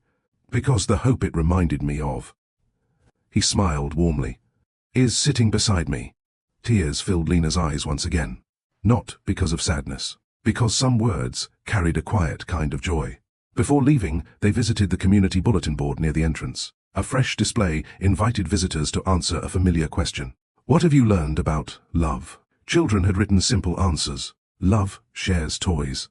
Love says sorry. Love hugs people. Adults had written longer reflections. Love forgives. Love listens. Love stays. Lena picked up a blank card. She wrote slowly, then handed the pen to Ethan. When they finished, they pinned their cards beside one another. Lena's card read, Love begins when people feel safe enough to be completely honest. Ethan's card read, Love is choosing the same person's well-being, again and again, even on ordinary days. Mrs. Henderson quietly read both cards. She smiled without saying a word. Some endings required no applause, only gratitude. Months passed. The seasons changed again. The scholarship centers continued growing. Families found hope through the counseling programs. Children who had once struggled with reading now volunteered to help younger students. One afternoon, Ethan and Lena stood together as the newest scholarship class gathered for orientation. Instead of giving a speech, Ethan invited a young student to ask the first question. The teenager stood nervously. What does success really mean? The room became quiet. Ethan looked toward Lena. She smiled, silently encouraging him to answer from the heart. He looked back at the students. When I was your age, I thought success meant never worrying again. A few students nodded. I've learned something different. He glanced at Lena before continuing. Success is becoming the kind of person whose presence makes other people's lives a little lighter. He smiled. If your achievements never teach you compassion. You're still missing something important. The students applauded, not because the answer sounded impressive, because it felt true. That evening, Ethan and Lena walked home through streets glowing beneath the soft light of sunset. Neither spoke for several minutes. Finally, Lena broke the silence. If you could go back and tell your younger self one thing. He smiled thoughtfully. I'd tell him not to be so afraid. She nodded. And I'd tell my younger self that kindness is never wasted. They stopped beneath a tree whose autumn leaves drifted gently to the ground around them. Ethan looked at her with quiet affection. You know, no, what? I used to believe the unforgettable part of my story was meeting you. She smiled. And now? The unforgettable part, he gently squeezed her hand, is getting to know you. Lena laughed through happy tears. I like this chapter better too. So do I. Together, they continued walking. No photographers, no headlines, no dramatic music. Just two people who had learned that love wasn't something discovered all at once. It was something built through thousands of ordinary moments, through patience, honesty, forgiveness, gratitude, and the daily choice to keep showing up for one another. And perhaps that was the greatest lesson of all. The quiet memory that Ethan could never forget had not been the end of his story. It had simply been the first page. The rest of the story was written not by a billionaire's success, but by two ordinary hearts that chose kindness, trusted the slow work of healing, and proved that the strongest love is not the loudest. It is the one that endures. And just like that, Ethan and Lena's journey comes to a close, but perhaps its greatest lesson is only beginning. A single act of kindness, a few encouraging words, one moment of genuine compassion, changed a life forever. Their story reminds us that love isn't built through grand gestures alone. It's built through patience, trust, forgiveness, and the quiet choice to keep showing up for one another every single day. Now we'd love to hear from you. What was your favorite moment in Ethan and Lena's story? Was it the rainy afternoon in the library, the 17-year secret, or the heartfelt reunion that proved kindness never goes to waste? Share your thoughts in the comments below. We read your comments, and your stories often inspire future episodes on this channel. If this story touched your heart, please like this video, share it with someone who could use a little hope today, and subscribe to Love Stories by Mr. Johnson. Don't forget to turn on the notification bell so you never miss another unforgettable love story filled with romance, life lessons, and inspiring journeys. Remember this as you leave today. Never underestimate the power of your kindness. You may forget the words you speak, but someone else may carry them for a lifetime. Thank you for spending your time with us. Until our next story, take care of yourself, take care of the people you love, and never stop believing that the smallest acts of love can create the biggest changes. We'll see you in the next story.